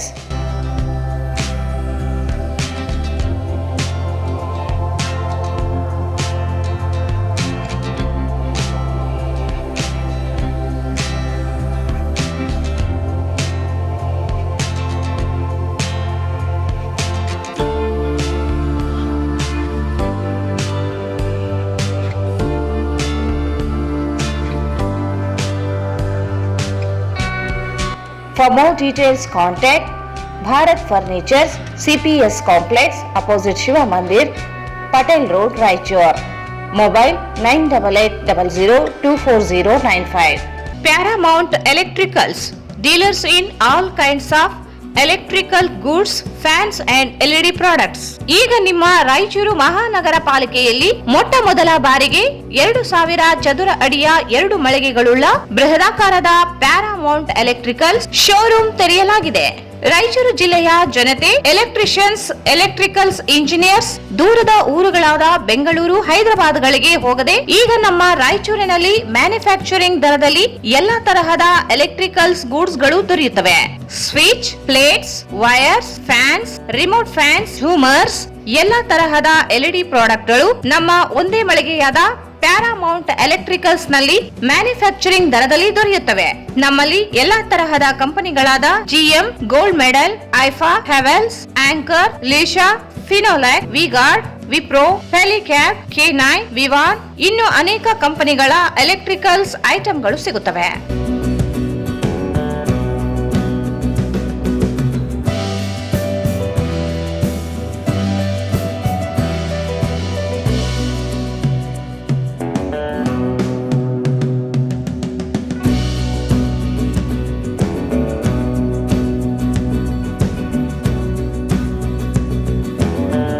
ಸಂಪರ್ಕಿಸಿ Paramount electricals, dealers in all kinds of electricals goods, fans and LED products, near Mahavir Chowk, Loharwadi, MG road, Raichur. Mobile 8861382770. Raichur's biggest jewel palace. All types of jewelries available in only KTB Jewel Palace. 916 Allmark Gold Jewelries available. ವಿಶೇಷವಾಗಿ ಬಂಗಾರದ ಆಭರಣಗಳಾದ ನಮ್ಮಲ್ಲಿ fancy earrings, fancy necklace, ಮಾಂಗಲ್ಯ ಮತ್ತು ಬಳೆಗಳು ಇನ್ನೂ ಅನೇಕ ತರಹದ ಆಭರಣಗಳು ದೊರೆಯುತ್ತವೆ. ಬೆಳ್ಳಿಯ ಆಭರಣಗಳಾದ ಕಾಲುಂಗುರ, ಕಾಲುಗೆಜೆ, ಬೆಳ್ಳಿಯ ಪೂಜಾ ಐಟಮ್ಸ್, ವಿವಿಧ ರೀತಿಯ ಆರ್ಟಿಕಲ್ಸ್ ದೊರೆಯುತ್ತವೆ. ರಾಯಚೂರಿನಲ್ಲಿ ಮೊಟ್ಟ ಮೊದಲ ಬಾರಿಗೆ ಯುವಕರಿಗಾಗಿಯೇ ಬ್ರಾಸ್ಲೆಟ್ಸ್, ಚೈನ್ಸ್, ಉಂಗುರಗಳು ಇನ್ನೂ ಅನೇಕ ರೀತಿಯ ಡಿಸೈನ್ಸ್ ಆಭರಣಗಳು ದೊರೆಯುತ್ತವೆ.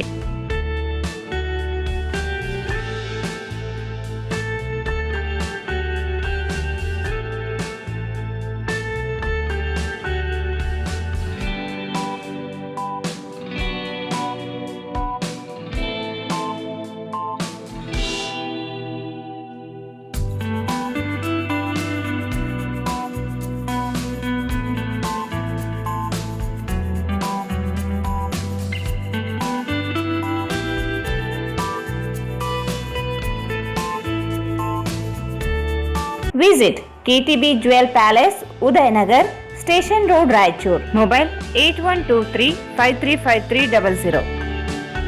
ಮತ್ತೊಮ್ಮೆ ವಾರ್ತೆಗಳಿಗೆ ಸ್ವಾಗತ. ವೃತ್ತಿಯ ಘನತೆ ಕಾಪಾಡುವ ಪತ್ರಕರ್ತರ ಹಿತ ಕಾಪಾಡುವಲ್ಲಿ ಕರ್ನಾಟಕ ಕಾರ್ಯನಿರತ ಪತ್ರಕರ್ತರ ಸಂಘ ಸದಾ ಮುಂದಿರಲಿದೆ. ಬ್ಲಾಕ್ಮೇಲ್ ಮಾಡುವ ಪತ್ರಕರ್ತರಿಗೆ ಕಡಿವಾಣ ಹಾಕಲು ನಾವೆಲ್ಲ ಒಗ್ಗೂಡಿ ಕೆಲಸ ಮಾಡಬೇಕಿದೆ ಎಂದು ಕರ್ನಾಟಕ ಕಾರ್ಯನಿರತ ಪತ್ರಕರ್ತರ ಸಂಘದ ರಾಜ್ಯಾಧ್ಯಕ್ಷ ಶಿವಾನಂದ ತಗಡೂರು ಹೇಳಿದರು. ನಗರದ ಕನ್ನಡ ಭವನದಲ್ಲಿ ಗುರುವಾರ ಸಂಜೆ ಕರ್ನಾಟಕ ಕಾರ್ಯನಿರತ ಪತ್ರಕರ್ತರ ರಾಯಚೂರು ಜಿಲ್ಲಾ ಘಟಕ ನೂತನ ಪದಾಧಿಕಾರಿಗಳ ಪದಗ್ರಹಣ ಸಮಾರಂಭ ಉದ್ಘಾಟಿಸಿ ಮಾತನಾಡಿದರು. ಪತ್ರಕರ್ತರು ಸಂಕಷ್ಟದಲ್ಲಿ ಇದ್ದಾರೆ. ಅವರ ನೆರವಿಗಾಗಿಯೇ ಸಂಘ ಅನೇಕ ಕಾರ್ಯಕ್ರಮಗಳನ್ನು ಹಮ್ಮಿಕೊಂಡು ಬರುತ್ತಿದೆ. ಜೀವನ ನಡೆಸಲು ಕಷ್ಟಕರವಾಗುತ್ತಿದೆ ಎಂಬ ಕಾರಣಕ್ಕೆ ಪತ್ರಕರ್ತರು ಬ್ಲಾಕ್ಮೇಲ್ ಹಾದಿ ಹಿಡಿಯುವುದು ನಮ್ಮ ವೃತ್ತಿಗೆ ಗೌರವ ತರುವಂತದ್ದಲ್ಲ. ನೈಜ ಪತ್ರಕರ್ತರ ಹಿತ ಕಾಯುವುದು, ನಕಲಿ ಪತ್ರಕರ್ತರಿಗೆ ಕಡಿವಾಣ ಹಾಕಲು ನಾವೆಲ್ಲ ಒಗ್ಗೂಡಿ ಕೆಲಸ ಮಾಡಬೇಕಿದೆ ಎಂದರು. ಗ್ರಾಮೀಣ ಬಸ್ ಪಾಸ್ ಯೋಜನೆ ಜಾರಿ ಬಗ್ಗೆ ಸಿಎಂ ಸಿದ್ದರಾಮಯ್ಯ ನೀಡಿದ ಭರವಸೆಯಂತೆ ಬಜೆಟ್ನಲ್ಲಿಯೇ ಘೋಷಣೆ ಮಾಡಿದರು. ಆದರೆ ಕೆಲವೊಂದು ತಾಂತ್ರಿಕ ಕಾರಣಗಳಿಂದ ವಿಳಂಬವಾಗುತ್ತಿದೆ. ವಾರ್ತಾ ಇಲಾಖೆ ವಿಧಿಸಿದ ನಿಯಮಗಳಿಂದ ತೊಂದರೆಯಾಗುತ್ತಿದೆ. ಅವುಗಳ ಬದಲಾವಣೆ ಮಾಡುವಂತೆ ನಮ್ಮ ಸಂಘ ನಿರಂತರವಾಗಿ ಒತ್ತಾಯ ಮಾಡುತ್ತಿದ್ದೇವೆ. ಸಿಎಂ ಕೂಡ ಪೂರಕವಾಗಿ ಸ್ಪಂದನೆ ಮಾಡಿದ್ದಾರೆ. ಆರೋಗ್ಯ ಸಂಜೀವಿನಿ ಯೋಜನೆಗೆ ಮಾನ್ಯತೆ ಪಡೆದ ಪತ್ರಕರ್ತರಿಗೆ ಮಾತ್ರ ಎಂಬ ನಿಯಮ ರೂಪಿಸಲಾಗಿದೆ. ಹೀಗಾಗಿ ಅದನ್ನು ಎಲ್ಲ ಪತ್ರಕರ್ತರಿಗೂ ವಿಸ್ತರಿಸುವಂತೆ ನಿರಂತರ ಒತ್ತಾಯ ಮಾಡಿಕೊಂಡೇ ಬರುತ್ತಿದ್ದೇವೆ. ಈ ಎರಡೂ ಬೇಡಿಕೆ ಈಡೇರುವವರೆಗೂ ನಮ್ಮ ಹೋರಾಟ ನಿಲ್ಲುವುದಿಲ್ಲ ಎಂದು ತಿಳಿಸಿದರು. ಕರ್ನಾಟಕ ಕಾರ್ಯನಿರತ ಪತ್ರಕರ್ತರ ಸಂಘದ ಮೂಲ ಆಶಯದಿಂದಲೇ ರಾಜ್ಯದಲ್ಲಿ ಅನೇಕ ಸಂಘಟನೆಗಳು ಹುಟ್ಟಿಕೊಂಡಿವೆ. ಎಲ್ಲರನ್ನೂ ಒಳಗೊಳ್ಳುವುದೇ ನಮ್ಮ ಸಂಘಟನೆಯಾಗಿದೆ. ಏಕಪಕ್ಷೀಯ ನಡೆ ಸರಿಯಾದುದಲ್ಲ. ಬದುಕಿನ ಕಾಲಘಟ್ಟದಲ್ಲಿ ನಮ್ಮಿಂದ ಎಷ್ಟು ಸಾಧ್ಯವೋ ಅಷ್ಟು ಸೇವೆ ಮಾಡಬೇಕಿದೆ. ಸಂಘಟನೆಗೆ ನಾವು ಏನು ಕೊಡುಗೆ ಕೊಡಲು ಸಾಧ್ಯವೋ ಅಷ್ಟು ಪ್ರಾಮಾಣಿಕವಾಗಿ ಮಾಡಬೇಕು ಎಂದರು. ಲೇಬರ್ ಯೂನಿಯನ್ ಕಾಯ್ದೆಯಡಿ ನೋಂದಣಿಯಾದ ಏಕೈಕ ಸಂಘ ನಮ್ಮದು. ಸಂಘಟನೆಗೂ ತನ್ನದೇ ಘನತೆ ಇದೆ. ನಮ್ಮ ಸಂಘ 95 ವಸಂತ ಪೂರೈಸಿದೆ. ಇದು ಬೇರೆ ಸಂಘಟನೆಗಳ ರೀತಿಯ ಸಂಘವಲ್ಲ. ನಾನಾ ಕಾರಣಕ್ಕೆ ಬ್ಯಾನರ್ಗಳನ್ನು ಹಾಕಿಕೊಳ್ಳಲು ಅನೇಕ ಸಂಘಟನೆಗಳು ಹುಟ್ಟಿಕೊಳ್ಳುತ್ತವೆ. ನಮ್ಮ ಸಂಘದ ಹೆಸರಿನಲ್ಲಿ ಎಲ್ಲಿಯೂ ಮತ್ತೊಂದು ಸಂಘಟನೆಯ ನೋಂದಣಿ ಮಾಡಬಾರದು ಎಂದು ಸುತ್ತೋಲೆ ಹೊರಡಿಸಲಾಗಿದೆ. ಸಂಘ ವಿರೋಧಿ ನಡೆ ನೈಜ ಪತ್ರಕರ್ತರಿಗೆ ಶೋಭೆ ತರುವಂಥದ್ದಲ್ಲ. ಸಂಘದ ಸಿದ್ಧಾಂತಗಳನ್ನು ಪಾಲಿಸುವ ಕೆಲಸ ಎಲ್ಲರಿಂದ ಆಗಬೇಕು. ನಾವು ಕೂಡ ಅತ್ಯಂತ ಸಂಕಷ್ಟದ ಸನ್ನಿವೇಶದಲ್ಲಿ ನಾವು ಸಂಘದ ಚುಕ್ಕಾಣಿ ಹಿಡಿದಿದ್ದೇವೆ. ಇಂದು 1 ಕೋಟಿಗೂ ಅಧಿಕ ಹಣ ಕ್ಷೇಮ ನಿಧಿ ಸಂಗ್ರಹಿಸಿದ್ದೇವೆ ಎಂದು ತಿಳಿಸಿದರು. ಈ ಬಾರಿ ಅತ್ಯಂತ ಯಶಸ್ವಿಯಾಗಿ ಪಾರದರ್ಶಕವಾಗಿ ಚುನಾವಣೆ ನಡೆಸಿ ಮಾದರಿಯಾಗಿದ್ದೇವೆ. ಚುನಾವಣೆ ವೇಳೆ 54 ಲಕ್ಷ ರೂಪಾಯಿ ಠೇವಣಿ ಹಣ ಸಂಗ್ರಹಗೊಂಡಿತ್ತು. ಚುನಾವಣೆಯಲ್ಲಿ ಸೋಲು ಗೆಲುವು ಸಾಮಾನ್ಯ. ಒಮ್ಮೆ ಸೋತರೆ ಹತಾಶರಾಗದಿರಿ. ಗೆದ್ದವರು ಹಿಗ್ಗಬಾರದು, ಸೋತವರು ಕುಗ್ಗಬಾರದು. ಮತ್ತೊಮ್ಮೆ ಪ್ರಯತ್ನಿಸಿ. ಹಳೆ ಬೇರು ಹೊಸ ಚಿಗುರು ಸೇರಲು ಮರ ಸೊಬಗು ಎನ್ನುವಂತೆ ಹಳಬರು ಹೊಸಬರು ಈ ಬಾರಿ ಚುನಾಯಿತರಾಗಿದ್ದೀರಿ. ಹೀಗಿದ್ದರೇನೆ ಚೆನ್ನ. ಹಿರಿಯರ ಅನುಭವದ ಜೊತೆಗೆ ಯುವಕರು ಉತ್ತಮವಾಗಿ ಕೆಲಸ ಮಾಡಿದಾಗಲೇ ಸಂಘಟನೆಯನ್ನು ಇನ್ನೂ ಸದೃಢವಾಗಿ ಕಟ್ಟಲು ಸಾಧ್ಯ ಎಂದು ತಿಳಿಸಿದರು. ನೆಲೆಯಿಂದಲೇ ಅನೇಕ ಬೇರೆ ಬೇರೆ ಸಂಘಟನೆಗಳು ಅಲ್ಲಿಂದ ನೆಲೆ ಹಾಕಿ ಬಂದಂಥದ್ದನ್ನು ನಾವು ನೋಡ್ತೀವಿ. ಆದರೆ ಇವತ್ತು KWJ ಹೋರಾಟದ ಫಲವಾಗಿ ಮಾಧ್ಯಮ ಅಕಾಡೆಮಿ, ಇವತ್ತೇನು ಮಾಧ್ಯಮ ಅಕಾಡೆಮಿ ಅವಾರ್ಡ್ಗೆ ನೀವೆಲ್ಲರೂ ಕೂಡ ಬಹಳ ಜನರ ಒತ್ತಾಯಗಳು ಬರ್ತವೆ. ಆದರೆ ಮಾಧ್ಯಮ ಅಕಾಡೆಮಿ ಆಗಬೇಕು ಅಂತೇಳಿ ಅದರ ಸಂರಚನೆ ಆಗಲೇಬೇಕು ಅಂತೇಳಿ ಒತ್ತಾಯ ಮಾಡಿ ಹೋರಾಟ ಮಾಡಿದ್ದು ಕೂಡ KWJ ಬಹಳ ಜನರು ಮರೆತು ಬಿಟ್ಟಿರ್ತೀರಿ. ಹಾಗಾಗಿ ಕರ್ನಾಟಕ ಕಾರ್ಯನಿರತ ಪತ್ರಕರ್ತರ ಸಂಘದ ಹೋರಾಟದ ಫಲವಾಗಿ ಇವೆಲ್ಲ ಬಂದಿರುವಂಥ ಸವಲತ್ತುಗಳು. ಇವತ್ತು ಅಕ್ರೆಡಿಟೆಡ್ ಜರ್ನಲಿಸ್ಟ್ಗಳು ಅವರಿಗೆ ಬಸ್ ಪಾಸ್ ಸೌಲಭ್ಯ ಕೊಟ್ಟಿದೆ ಅಂದರೆ ಅದು KWJ ಹೋರಾಟ, ಅದು ಕೂಡ KWJ ಹೋರಾಟ. ಇವತ್ತು ಗ್ರಾಮೀಣ ಪತ್ರಕರ್ತರ ಬಸ್ ಪಾಸ್ ಇಲ್ಲಿವರೆಗೂ 3 ದಶಕಗಳಿಂದ ಅದು ಹೋರಾಟ ನಡೀತಾ ಇತ್ತು. ಆದರೆ ಆಯ್ತಾ ಅಂದರೆ ಆಗಲಿಲ್ಲ.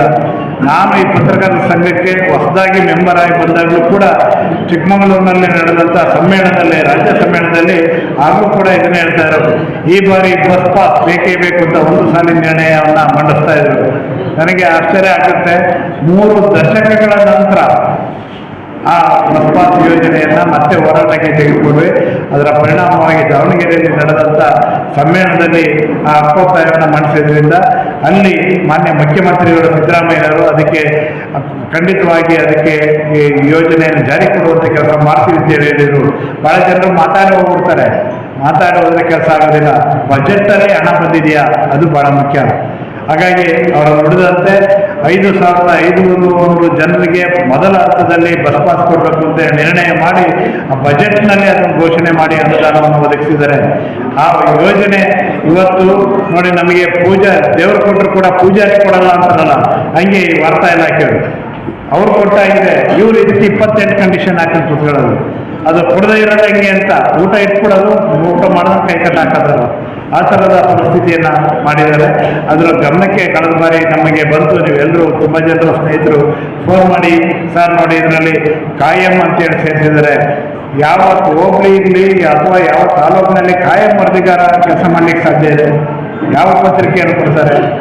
ಖಂಡಿತವಾಗೂ ಕೊಡೋದಿಲ್ಲ. ಹಾಗಾಗಿ ಕಾಯಂ ವರದಿಗಾರ ಅನ್ನೋದನ್ನು, ಆ ಶಬ್ದವನ್ನು ತೆಗಿಬೇಕು ಅಂತೇಳಿ ಸರ್ಕಾರಕ್ಕೆ ಮನವಿ ಕೊಟ್ಟರೆ ಮುಖ್ಯಮಂತ್ರಿಗಳ ಮನವೊಲಿಸಿದ ಮೇಲೆ ಅದನ್ನು ಕೂಡ ತೆಗೆದಿದ್ದಾರೆ. ಈಗ ಮೊನ್ನೆ ಮತ್ತೆ ಇನ್ನೊಂದಷ್ಟು ಈ ಚುನಾವಣೆಯ ಸಂದರ್ಭದಲ್ಲಿ ಇದು ಒಂದಷ್ಟು ಗ್ಯಾಪ್ ಆಯಿತು. ಈಗ ಭಾಳ ಜನರು ಅದನ್ನು ಇನ್ನೊಂದು ಅಂಶವನ್ನು ನಮ್ಮ ಗಮನಕ್ಕೆ ತಂದಿದ್ದಾರೆ. ಎಲ್ಲವೂ ಸರಿ ಇದೆ ಸರ್, ಅದರೊಳಗಡೆ ಬ್ಯಾಂಕಲ್ಲಿ ಇರುವ ಸ್ಟೇಟ್ಮೆಂಟ್ ಹಾಕಬೇಕು ಅಂತ ಒಂದೇನೋ ಸೇರಿಸ್ಬಿಟ್ಟಿದ್ದಾರೆ, ಅದನ್ನು ತೆಗೆಸ್ಬೇಕು ಅಂತ ಹೇಳಿದ್ದಾರೆ. ಮುಂದಿನ ದಿನಗಳಲ್ಲಿ ಅದನ್ನೇ ಹೋರಾಟ ಮಾಡಿ ಅದನ್ನು ಕೂಡ ತೆಗೆಸುವಂಥ ಕೆಲಸವನ್ನು ಮಾಡ್ತೀವಿ.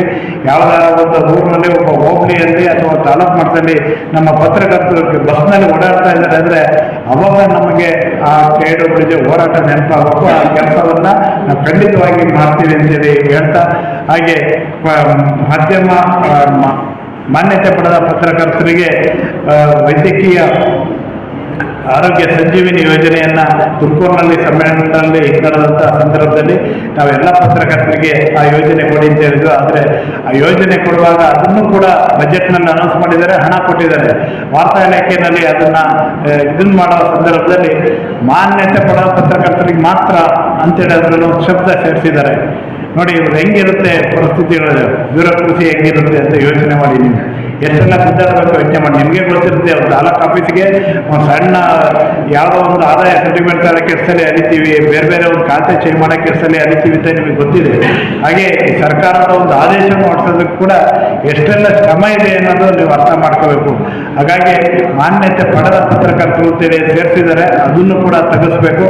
ನಾವು ನೋಡಿ, ಯಾರು ಸುಮ್ಮನೆ ನಾನು ವಾರ್ತಾ ಇಲಾಖೆಗೆ ಮೊನ್ನೆ ಹೋಗಿ ಭೇಟಿ ಮಾಡಿದ ಸಂದರ್ಭದಲ್ಲಿ ಅಲ್ಲಿಯ ಕಮಿಷನರಿಗೆ ಮತ್ತು ಅಲ್ಲಿಯ ಪ್ರಿನ್ಸಿಪಲ್ ಸೆಕ್ರೆಟರಿಗೆ, ರಾಜ್ಯ ಪ್ರಧಾನ ಕಾರ್ಯದರ್ಶಿ ಜೆಸಿ ಲೋಕೇಶ್ ನೂತನ ಪದಾಧಿಕಾರಿಗಳಿಗೆ ಪ್ರಮಾಣ ವಚನ ಬೋಧಿಸಿದರು. ಬಳಿಕ ಮಾತನಾಡಿ, ನಾವು ಅಧಿಕಾರ ವಹಿಸಿಕೊಂಡಾಗ ಖಜಾನೆ ಖಾಲಿ ಇತ್ತು. ಏನಾದರೂ ಮಾಡಿ 5 ವರ್ಷದೊಳಗೆ 1 ಕೋಟಿ ದತ್ತಿ ನಿಧಿ ಸ್ಥಾಪಿಸುವ ಗುರಿ ಹಾಕಿಕೊಂಡಿದ್ದು ಅದು ಈಗ ಈಡೇರಿದೆ.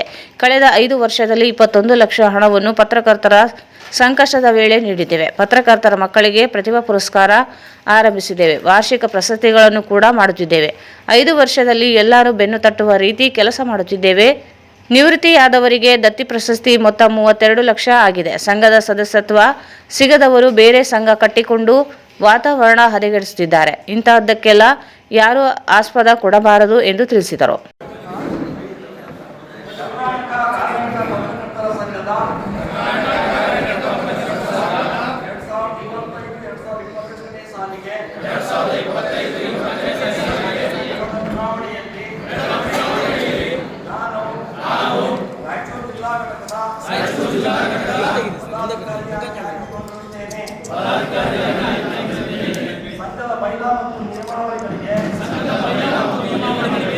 ಬದ್ಧವಾಗಿ ಕೆಲಸ ಮಾಡಲು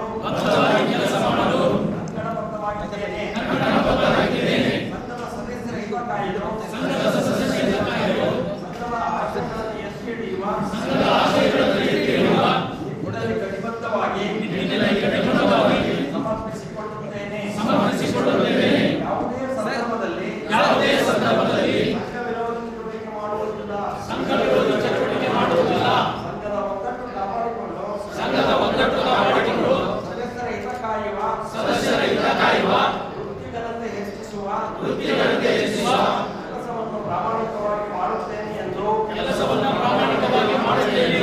ದೇವರ ಹೆಸರಿನಲ್ಲಿ ಪ್ರಮಾಣ ಮಾಡುತ್ತೇನೆ. ಜಿಲ್ಲಾಧ್ಯಕ್ಷ ಆರ್ ಗುರುನಾಥ್ ಪ್ರಾಸ್ತಾವಿಕವಾಗಿ ಮಾತನಾಡಿ, ಹಿಂದೆ ಸಂಘದ ಚುಕ್ಕಾಣಿ ಹಿಡಿಯಲು ಎಲ್ಲರೂ ಹಿಂಜರಿಯುತ್ತಿದ್ದರು. ಆದರೆ ಇಂದು ಪೈಪೋಟಿ ಇದೆ. ಸಂಘದ ಮಹತ್ವದ ಹೆಚ್ಚಿಸುವಲ್ಲಿ ರಾಜ್ಯಾಧ್ಯಕ್ಷ ಶಿವಾನಂದ ತಗಡೂರು ಅವರ ಪಾತ್ರ ಬಹಳ ಮುಖ್ಯವಾಗಿದೆ. ಈ ಬಾರಿ ರಾಜ್ಯ ಸಮ್ಮೇಳನ ರಾಯಚೂರಿನಲ್ಲಿ ನಡೆಯಲಿದ್ದು ಎಲ್ಲರೂ ಒಗ್ಗೂಡಿ ಮಾಡಬೇಕಿದೆ ಎಂದರು. ತಗಡೂರು ಸರ್ ಅಧ್ಯಕ್ಷರಾದ ಮೇಲೆ ಬಹುತೇಕ ನಿಮ್ಮೆಲ್ಲರಿಗೂ ಗೊತ್ತಿದೆ. ರಾಯಚೂರು ಜಿಲ್ಲೆಯಲ್ಲಿ ಕೋವಿಡ್ನಿಂದ ಮೃತಪಟ್ಟಾಗ 2 ಪತ್ರಕರ್ತರಿಗೆ ಬಹುತೇಕ ಪತ್ರಕರ್ತ ಯಾವುದೇ ಸಂಕಷ್ಟಕ್ಕೆ ಒಳಗಾತಾನೆ ಅಂದಾಗ ಅಲ್ಲೇ ತಗಡೂರು ಸರ್ ಇರ್ತಾರೆ. ತಗಡೂರು ಸರ್ ಇದ್ದೇ ಇರ್ತಾರೆ ಅಂತ. ಅದಕ್ಕೆ ಉದಾಹರಣೆ ಬಹುಶಃ ನಮ್ಮಲ್ಲಿ ಕೋವಿಡ್ ಸಂದರ್ಭದಲ್ಲಿ ಮೃತಪಟ್ಟಾಗ ಆ ಕುಟುಂಬಗಳಿಗೆ ತಲಾ 5 ಲಕ್ಷ ರೂಪಾಯಿ ಪರಿಹಾರವನ್ನು ಕೊಡಿಸುವಂಥ ಕೆಲಸವನ್ನು ನಮ್ಮ ತಗಡೂರು ಸರ್ ಮಾಡಿದ್ದಾರೆ. ಹಾಗೆಯೇ 2-3 ಜನರಿಗೆ ಅನಾರೋಗ್ಯಕ್ಕೆ ಒಳಗಾದಾಗ ಚಿಕಿತ್ಸಾ ವೆಚ್ಚವನ್ನು ಕೂಡ ಕೊಡಿಸಿದ್ದಾರೆ. ಜೊತೆಗೆ ಪತ್ರಕರ್ತರಿಗೆ ಬಸ್ ಪಾಸ್ ಕೊಡಲೇಬೇಕು ಅನ್ನೋಂಥ ಪಟ್ಟು ಕೂಡ ಹಿಡಿದಿದ್ದಾರೆ. ಬಸ್ ಪಾಸ್ ಯೋಜನೆ ಜಾರಿಯಾಗಿದೆ, ಅದು ಸಮರ್ಪಕವಾಗಿ ಜಾರಿ ಆಗ್ತಿಲ್ಲ. ಎಲ್ಲರಿಗೂ ಕೂಡ ಪಾಸ್ ಸಿಗಬೇಕು ಅಂದ್ಕೊಂಡು ಇವತ್ತಿನವರೆಗೂ ಕೂಡ ಕಳೆದ 3-4 ದಿನದ ಹಿಂದೆನೂ ಕೂಡ ಮುಖ್ಯಮಂತ್ರಿಗಳನ್ನ ಭೇಟಿ ಮಾಡಿ ಈ ನಿಯಮಗಳನ್ನು ಸರಳೀಕರಣ ಮಾಡಿರಿ, ಈ ಸೌಲಭ್ಯ ಎಲ್ಲ ಪತ್ರಕರ್ತರಿಗೆ ಸಿಗಲಿ ಅನ್ನೋಂಥ ಡಿಮ್ಯಾಂಡನ್ನು ಒತ್ತುಕೊಂಡು ಕಳೆದ 3-4 ದಿನದಿಂದನೇ ನಮ್ಮ ಅಧ್ಯಕ್ಷರು ಹೋಗಿರೋಂಥದ್ದು ತಮ್ಮೆಲ್ಲರಿಗೂ ಕೂಡ ಗೊತ್ತಿದೆ. ಪತ್ರಕರ್ತರ ಪರವಾಗಿ ಎಂದೂ ಕೂಡ ಹಿಂಜರಿಯಲ್ಲ ಅಂತ ನಾವು ಅಂದ್ಕೊಂಡಿದ್ವಿ. ಅದು ಈಡೇರ್ತದೆ ಅನ್ನೋಂಥ ಭರವಸೆ ಕೂಡ ಇದೆ. ಜೊತೆಗೆ ಆರೋಗ್ಯ ಸಂಜೀವಿನಿ ಯೋಜನೆ ಕೂಡ ಜಾರಿಯಾಗಿದೆ. ಅದು ಓನ್ಲಿ ಅಕಾಮಿಡೇಷನ್ ಜರ್ನಲಿಸ್ಟಿಗೆ ಕೂಡ ಆಗಿರೋದ್ರಿಂದ ಅದು ಕೂಡ ಸರಳೀಕರಣ ಮಾಡಿ ಅದು ಕೂಡ ಗ್ರಾಮೀಣ ಭಾಗದ ಪತ್ರಕರ್ತರಿಗೆ ಆ ಸೌಲಭ್ಯ ಸಿಗಲಿ ಅನ್ನೋಂಥ ಹೋರಾಟವನ್ನು ಕೂಡ ಅಧ್ಯಕ್ಷರು ಮುಂದುವರಿಸಿದ್ದಾರೆ. ಆ ಹೋರಾಟಕ್ಕೂ ಕೂಡ ನಾವೆಲ್ಲರೂ ಕೂಡ ಈ ಸಂದರ್ಭದಲ್ಲಿ ಪತ್ರಕರ್ತ BN ನಂದಿಕೋಲ್ಮಠ ಹೆಸರಿನಲ್ಲಿ ಅವರ ಸಹೋದರ ಶಿವಕುಮಾರ್ ನಂದಿಕೋಲಮಠ ಸಂಘಕ್ಕೆ 1 ಲಕ್ಷ ರೂಪಾಯಿ ದತ್ತಿ ನಿಧಿ ದೇಣಿಗೆ ನೀಡಿದರು. ರಾಜ್ಯ ಸಮಿತಿ ಸದಸ್ಯ ಬಸವರಾಜ್ ನಾಗಡದಿನಿ, ಜಿಲ್ಲಾ ಪ್ರಧಾನ ಕಾರ್ಯದರ್ಶಿ ಸಿದ್ದಯ್ಯ ಸ್ವಾಮಿ ಕುಕ್ನೂರು, ನಿಕಟಪೂರ್ವ ರಾಜ್ಯ ಸಮಿತಿ ಸದಸ್ಯ ಶಿವಮೂರ್ತಿ ಹಿರೇಮಠ್, ನಿಕಟಪೂರ್ವ ಪ್ರಧಾನ ಕಾರ್ಯದರ್ಶಿ ಎಂ ಪಾಶಹಟ್ಟಿ, ಉಪಾಧ್ಯಕ್ಷರಾದ ಸುಗುರೇಶ್ವರ್ ಎಸ್ ಗುಡಿ, ಮಹಾನಂದ್ ನಾಯಕ್, ಅಶೋಕ್ ಬೆನ್ನೂರು, ಕಾರ್ಯದರ್ಶಿಗಳಾದ ಶರಣಯ್ಯ ಒಡೆಯರ್, ರಾಘವೇಂದ್ರ ಗುಮಾಸ್ತೆ, ಖಜಾಂಚಿ ಮಲ್ಲಿಕಾರ್ಜುನಯ್ಯ ಪಾಲ್ಗೊಂಡಿದ್ದರು. ರಾಯಚೂರು ಕೃಷಿ ವಿಜ್ಞಾನ ವಿಶ್ವವಿದ್ಯಾಲಯದಲ್ಲಿ ನಿಯಮ ಉಲ್ಲಂಘಿಸಿ 75 ಬೋಧಕೇತರ ಸಿಬ್ಬಂದಿಗಳ ನೇರ ನೇಮಕಾತಿ ಅಧಿಸೂಚನೆ ಪ್ರಕಟಿಸಿ ಕುಲಪತಿ ಡಾಕ್ಟರ್ ಹನುಮಂತಪ್ಪ ಇವರು ಅಕ್ರಮವಾಗಿ ಹುದ್ದೆಗಳ ನೇಮಕಾತಿ ಒಳ ಒಪ್ಪಂದ ಮಾಡಿಕೊಂಡಿದ್ದು ಕೂಡಲೇ ರದ್ದುಗೊಳಿಸದೇ ಇದ್ದರೆ ಜನವರಿ ಮೊದಲ ವಾರದಲ್ಲಿ ವಿಶ್ವವಿದ್ಯಾಲಯ ಬೀಗ ಹಾಕಿ ಮುತ್ತಿಗೆ ಹಾಕುವುದಾಗಿ ಪರಿಶಿಷ್ಟ ಜಾತಿ ಒಳ ಮೀಸಲಾತಿ ಹೋರಾಟ ಸಮಿತಿ ರಾಜ್ಯ ಸಂಚಾಲಕ ಅಮರಣ್ಣ ಆರೋಲಿಕರ್ ಹೇಳಿದರು. ಅವರು ಇಂದು ಮಾಧ್ಯಮಗೋಷ್ಠಿಯನ್ನು ಉದ್ದೇಶಿಸಿ ಮಾತನಾಡಿ, ವಿಶ್ವವಿದ್ಯಾಲಯ ನಿಯಮಗಳಂತೆ ಸಹ ಪ್ರಾಧ್ಯಾಪಕರ ನೇಮಕಾತಿಯನ್ನು ಕರ್ನಾಟಕ ಪರೀಕ್ಷಾ ಪ್ರಾಧಿಕಾರದಿಂದ ನಡೆಸದೆ ಬೆಂಗಳೂರಿನ ಗಾಂಧಿ ಕೃಷ್ಣ ವಿಜ್ಞಾನ ಕೇಂದ್ರದ ಮೂಲಕ ಜನವರಿ 17ರಿಂದ 20ರವರೆಗೆ ನಡೆಸಲು ನಿರ್ಧರಿಸಲಾಗಿದೆ. ವಿದ್ಯಾರ್ಥಿಗಳು ವಿಶ್ವವಿದ್ಯಾಲಯದಿಂದ ನಿಗದಿಯಾಗಿರುವ ಪರೀಕ್ಷೆ ಕುರಿತಂತೆ ನ್ಯಾಯಾಲಯಕ್ಕೂ ಹೋಗಿದ್ದರಿಂದ 3 ಬಾರಿ ಪರೀಕ್ಷೆಗಳನ್ನು ಮುಂದೂಡಲಾಗಿದೆ. 3 ತಿಂಗಳಲ್ಲಿ ಸೇವಾ ನಿವೃತ್ತಿ ಹೊಂದಲಿರುವ ಕುಲಪತಿ ಡಾಕ್ಟರ್ ಹನುಮಂತಪ್ಪ ಇವರು ಅಭ್ಯರ್ಥಿಗಳಿಂದ 40ರಿಂದ 50 ಲಕ್ಷ ರೂಪಾಯಿ ಹಣ ವಸೂಲಿ ಮಾಡಿಕೊಂಡು ಕಾನೂನು ಬಾಹಿರ ನೇಮಕಾತಿ ಪ್ರಕ್ರಿಯೆ ನಡೆಸಲು ಹೊರಟಿದ್ದಾರೆ. 2023ರಿಂದ ಕೃಷಿ ವಿಜ್ಞಾನ ವಿಶ್ವವಿದ್ಯಾಲಯಗಳಲ್ಲಿ ಅಕ್ರಮಗಳು ನಡೆಯುತ್ತಿದ್ದು ಯಾರೂ ಗಮನ ಹರಿಸುತ್ತಿಲ್ಲ. ಪರಿಶಿಷ್ಟ ಜಾತಿ ಮತ್ತು ಪಂಗಡಕ್ಕೆ ಮೀಸಲಾಗಿರುವ SCP ಮತ್ತು TSP ಅನುದಾನವನ್ನು ಸಹ ಸಮರ್ಪಕವಾಗಿ ಬಳಸಿಕೊಂಡಿಲ್ಲ. ICARನಿಂದ SCP ಮತ್ತು TSP ಯೋಜನೆಯಡಿ 2 ಕೋಟಿ ರೂಪಾಯಿ ಅನುದಾನ ಬಿಡುಗಡೆಯಾದರೂ ಪಾರದರ್ಶಕವಾಗಿ ಬಳಕೆ ಮಾಡಿಕೊಂಡಿಲ್ಲ. ಆಯಾ ಕಾಲೇಜಿನ ವಿವೇಚನೆಗೆ ಅನುದಾನ ಖರ್ಚು ಮಾಡುವುದು ಬದಲಾಗಿ ಡಾಕ್ಟರ್ ಹನುಮಂತಪ್ಪನವರೇ ಸ್ವಇಚ್ಛೆಯಿಂದ ವೆಚ್ಚ ಮಾಡಿದ್ದಾರೆ. ಕೃಷಿ ವಿಜ್ಞಾನ ಕೇಂದ್ರದ ಪ್ರತಿ ಘಟಕಕ್ಕೆ 1 ಕೋಟಿ ಮಂಜೂರಿಯಾಗಿದ್ದರೂ ಯಾವುದೇ ಲೆಕ್ಕಪತ್ರ ಇಲ್ಲದೆ ಖರ್ಚು ಮಾಡಲಾಗಿದೆ. AICRP 18 ಯೋಜನೆಗಳಿಗೆ ಬಿಡುಗಡೆಯಾದ ಅನುದಾನದಲ್ಲಿಯೂ ಭಾರೀ ಭ್ರಷ್ಟಾಚಾರ ನಡೆಸಲಾಗಿದೆ. ಪರಿಶಿಷ್ಟ ಜಾತಿ ಮತ್ತು ಪಂಗಡದ ವಿದ್ಯಾರ್ಥಿಗಳಿಗೆ ವಿದೇಶಿ ಪ್ರವಾಸಕ್ಕೆ ಅನುದಾನವಿದ್ದರೂ ಒಬ್ಬ ವಿದ್ಯಾರ್ಥಿಯನ್ನೇ 3 ಬಾರಿ ವಿದೇಶ ಪ್ರವಾಸಕ್ಕೆ ಕಳಿಸಲಾಗಿದೆ. ಗುತ್ತಿಗೆ ಆಧಾರಿತ ಹುದ್ದೆಗಳ ನೇಮಕಾತಿಯಲ್ಲಿಯೂ ಹಣ ವಸೂಲಿ ಮಾಡಲಾಗಿದೆ. ಕಮಿಷನ್ ಕೊಟ್ಟರೆ ಕೆಲಸ, ಹುದ್ದೆ ನೀಡಲಾಗುತ್ತಿದೆ. ನ್ಯಾಯಾಲಯದ ಆದೇಶಗಳನ್ನು ಗಾಳಿಗೆ ತೂರಿ ನಿವೃತ್ತಿ ಹೊಂದುವ ಮುನ್ನವೇ ಹಣ ಮಾಡುವುದರಿಂದ ತರಾತುರಿಯಿಂದ ನೇಮಕಾತಿ ನಡೆಸಲಾಗುತ್ತಿದೆ. ವಿಶ್ವವಿದ್ಯಾಲಯ ವ್ಯವಸ್ಥಾಪನಾ ಮಂಡಳಿ, ಕೃಷಿ ಇಲಾಖೆ ಸಚಿವರು, ಅಧಿಕಾರಿಗಳು ಯಾವುದೇ ಕ್ರಮ ಕೈಗೊಂಡಿಲ್ಲ. ಈ ಕುರಿತು ರಾಜ್ಯಪಾಲರು, ಉನ್ನತ ಶಿಕ್ಷಣ, ಕೃಷಿ ಸಚಿವರು ಸೇರಿದಂತೆ ದೂರು ನೀಡಲು ನಿಯೋಗ ತೆರಳಿ ಮನವಿ ಸಲ್ಲಿಸಲಾಗುತ್ತದೆ. ಪರೀಕ್ಷೆ ರದ್ದುಗೊಳಿಸಿ ಹೊಸ ಅಧಿಸೂಚನೆ ಹೊರಡಿಸದೇ ಇದ್ದರೆ ಜನವರಿ ಮೊದಲ ವಾರದಲ್ಲಿ ವಿಶ್ವವಿದ್ಯಾಲಯಕ್ಕೆ ಬೀಗ ಹಾಕಿ ಪ್ರತಿಭಟನೆ ನಡೆಸುವುದಾಗಿ ಹೇಳಿದರು. ಪತ್ರಿಕಾಗೋಷ್ಠಿಯ ಉದ್ದೇಶ ರಾಯಚೂರು ಕೃಷಿ ವಿಶ್ವವಿದ್ಯಾಲಯದಲ್ಲಿ 2023ರಿಂದ ನೇರ ನೇಮಕಾತಿ ಪ್ರಕ್ರಿಯೆ ಸ್ಥಗಿತಗೊಂಡಿದೆ. ಅದಕ್ಕೆ ಹಲವಾರು ಕಾರಣಗಳಿವೆ. ಅದರಲ್ಲಿ ರೋಸ್ಟರ್ ಮೇಂಟೈನ್ ಮಾಡಲಾರದು, ಮತ್ತು UGC ನಿಯಮಗಳ ಪ್ರಕಾರ ನೇಮಕಾತಿ ಪ್ರಕ್ರಿಯೆಯನ್ನು ನಡೆಸಲಾರದೆ ಅಪಹಾಸ್ಯಕ್ಕೆ ಗುರಿಯಾಗಿದೆ ಮಾನ್ಯ ಕುಲಪತಿಗಳು. ಕೃಷಿ ವಿದ್ಯಾಲಯದಲ್ಲಿ ಮತ್ತೊಂದು ಇತ್ತೀಚೆಗೆ 3 ಸಲ ಮುಂದೂಡಿದ ನಂತರ 22/12/2025 ಮತ್ತೊಂದು ನೋಟಿಫಿಕೇಶನ್ ಆಗಿದೆ. ಆ ನೋಟಿಫಿಕೇಶನ್ ಪ್ರಕಾರ ಸುಮಾರು 75 ಪೋಸ್ಟ್ಗಳನ್ನು ತುಂಬತಕ್ಕಂಥ ಪ್ರಕ್ರಿಯೆಗೆ GKVKಯಿಂದ ಲಿಖಿತ ಪರೀಕ್ಷೆಯನ್ನು ಕರೆದಿದ್ದಾರೆ. ಆ್ಯಕ್ಚುಲಿ ಯೂನಿವರ್ಸಿಟಿಯ ನಿಯಮಗಳ ಪ್ರಕಾರ ಕರ್ನಾಟಕ ಎಕ್ಸಾಮಿನೇಷನ್ ಅಥಾರಿಟಿಗೆ ಅವರು ಎಕ್ಸಾಮ್ಸ್ ನಡೆಸಬೇಕಾಗಿತ್ತು. ಅದನ್ನು ವೈಲೇಷನ್ ಮಾಡಿ ಸ್ವಂತ ವಿದ್ಯಾರ್ಥಿಗಳು ಎಷ್ಟೋ ಸಾರಿ ಕೋರ್ಟ್ಗೆ ಹೋದ್ರು ಕೂಡ ಅದನ್ನು ವೈಲೇಷನ್ ಮಾಡೋದ್ರಲ್ಲೇ ಹನುಮಂತಪ್ಪವರು ನಿರತರಾಗಿದ್ದಾರೆ. ಇದು ಅರಾತುರಿಯ ಅಕ್ರಮದ ಸುಮಾರು ಕೋಟ್ಯಾಂತರ ಹಣದ ಭ್ರಷ್ಟಾಚಾರದ ಕರ್ಮಕಾಂಡಗಳನ್ನು ಮುಚ್ಚಿಕೊಳ್ಳಲಿಕ್ಕೆ ಅವರ ನಿವೃತ್ತಿ ವಯಸ್ಸು ಇನ್ನು 3 ತಿಂಗಳಿರೋದ್ರಿಂದ ಅಷ್ಟರೊಳಗಡೆ ಈ ಬ್ರಹ್ಮಾಂಡ ಭ್ರಷ್ಟಾಚಾರದ ಹಣವನ್ನೆಲ್ಲ ಲೂಟಿ ಮಾಡಿ ಮನೆಗೆ ಹೋಗ್ಬೇಕನ್ನೋ ಅರಾತುರಿಯಲ್ಲಿದ್ದಾರೆ. ಅದಕ್ಕೋಸ್ಕರ ಇವತ್ತು ನಮ್ಮ ಪತ್ರಿಕಾಗೋಷ್ಠಿಯ ಉದ್ದೇಶ ಒಂದು, ಈಗಾಗಲೇ ಕರೆದಿರ್ತಕ್ಕಂಥ ನೇರ ನೇಮಕಾತಿ ಪ್ರಕ್ರಿಯೆಯನ್ನು ರದ್ದುಪಡಿಸಿ ರಿನೋಟಿಫಿಕೇಶನ್ ಮಾಡಿ ಈಗಾಗಲೇ 3 ವರ್ಷದ ಪ್ರಕ್ರಿಯೆಯಲ್ಲಿರೋದ್ರಿಂದ ಈ 3 ವರ್ಷದಲ್ಲಿ ಹಲವಾರು ನಿರುದ್ಯೋಗಿ ವಿದ್ಯಾವಂತರು ಈ ಉದ್ಯೋಗಕ್ಕೋಸ್ಕರ ಅಪಾಪಿಸ್ತಾ ಇದ್ದಾರೆ. ಅವರಿಗೆಲ್ಲರಿಗೂ ಅವಕಾಶ ಇರ್ತಕ್ಕಂಥ ಪ್ರಕ್ರಿಯೆಗೆ ಪಾರದರ್ಶಕವಾಗಿ ಮುಂದಾಗಬೇಕನ್ನೋದು ನಮ್ಮ ಆಗ್ರಹ. ಹಂಗಾಗಿ ಕರೆದಿರ್ತಕ್ಕಂಥ ಈ ಅಧಿಸೂಚನೆಯನ್ನು ರದ್ದುಪಡಿಸಿ ಮನೋಧಿಸೂಚನೆಯನ್ನು ಮಾಡಬೇಕನ್ನೋದು ನಮ್ಮ ಆಗ್ರಹ. ಅದರ ಜೊತೆಗೆ ಬೆಂಗಳೂರಿನ ಗಾಂಧಿ ಕೃಷಿ ವಿಜ್ಞಾನ ಕೇಂದ್ರ GKVKಯಲ್ಲಿ ಇವರು ಲಿಖಿತ ಪರೀಕ್ಷೆ ಮಾಡ್ತಾರೆ. ಈ ಲಿಖಿತ ಪರೀಕ್ಷೆಯನ್ನ ಅಪ್ರೂವ್ ಮಾಡೋದು ಕೂಡ ಅಲ್ಲಿನ ಆಕ್ಚುಲಿ VC ಅಪ್ರೂವ್ ಮಾಡಬೇಕು, ರಿಜಿಸ್ಟರ್ ಅಪ್ರೂವ್ ಮಾಡಬೇಕು. ಆದರೆ ಅಲ್ಲಿ ಕಂಟ್ರೋಲ್ ಆಫ್ ಎಕ್ಸಾಮಿನರ್ ಅಂತ GKVKಯ ಸಂಸ್ಥೆಯಿಂದ ಇವತ್ತಿನ ನೋಟಿಫಿಕೇಶನ್ ಜಾರಿ ಮಾಡ್ತಾರೆ. ಇದು ಇಲ್ಲೀಗಲ್, ಇದು ಸಾಮಾನ್ಯ ಜ್ಞಾನ. ಈಗಾಗಲೇ ಅವರು ಹೊರಡಿಸಿರ್ತಕ್ಕಂಥ ಅಧಿಸೂಚನೆಗಳು ಮತ್ತು ರದ್ದುಪಡಿಸಿರ್ತಕ್ಕಂಥ ಅಧಿಸೂಚನೆಗಳು ಕೂಡ VC ಅವರ ಅಪ್ರೂವ್ ಮಾಡಿ. ಇದರರ್ಥ ಈಗಾಗಲೇ 75 ಜನರಲ್ಲಿ ತಲಾ 50 ಲಕ್ಷ ಹಣವನ್ನು ನಿಗದಿ ಮಾಡಿಕೊಂಡು ತರಾತುರಿಯಲ್ಲಿ 3 ತಿಂಗಳೊಳಗೆ ಮಾಡಬೇಕು, ಇದನ್ನು ಮಾಡಿ ಮುಂದಕ್ಕೆ ಹೋಗ್ಬೇಕು ಅನ್ನೋ ತರಾತುರಿಯಲ್ಲಿ. ಹಂಗಾಗಿ ಅವ್ರು ಮಾಡಿರ್ತಕ್ಕ ಬ್ರಹ್ಮಾಂಡ ಭ್ರಷ್ಟಾಚಾರಗಳ ಬಗ್ಗೆ ನಾವು ಇಲ್ಲಿ ಉಲ್ಲೇಖ ಮಾಡ್ತೀವಿ. ಆದರೆ ಆದ್ಯತೆಯ ಪ್ರಶ್ನೆ ಏನಂದರೆ ಅವ್ರು ಫಸ್ಟ್ ಈ ನೋಟಿಫಿಕೇಶನ್ನ ಅವರಷ್ಟಿಗೆ ಅವರೇ ರದ್ದುಪಡಿಸಿದ್ರೆ ಒಳ್ಳೆಯದು, ಲೆಕ್ಕಪತ್ರಗಳನ್ನು ಕೊಡೋಕೆ ಮುಂದಾಗಲ್ಲ.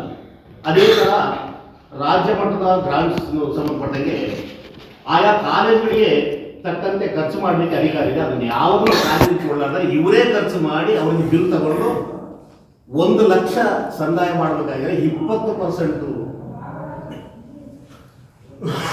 ಆ ಭ್ರಷ್ಟಾಚಾರವನ್ನು ಪರ್ಸೆಂಟೇಜನ್ನು ನಿಗದಿ ಮಾಡೋದ್ರ ಮೂಲಕ ತಮ್ಮ ವ್ಯವಹಾರಗಳನ್ನು ಮಾಡಿ.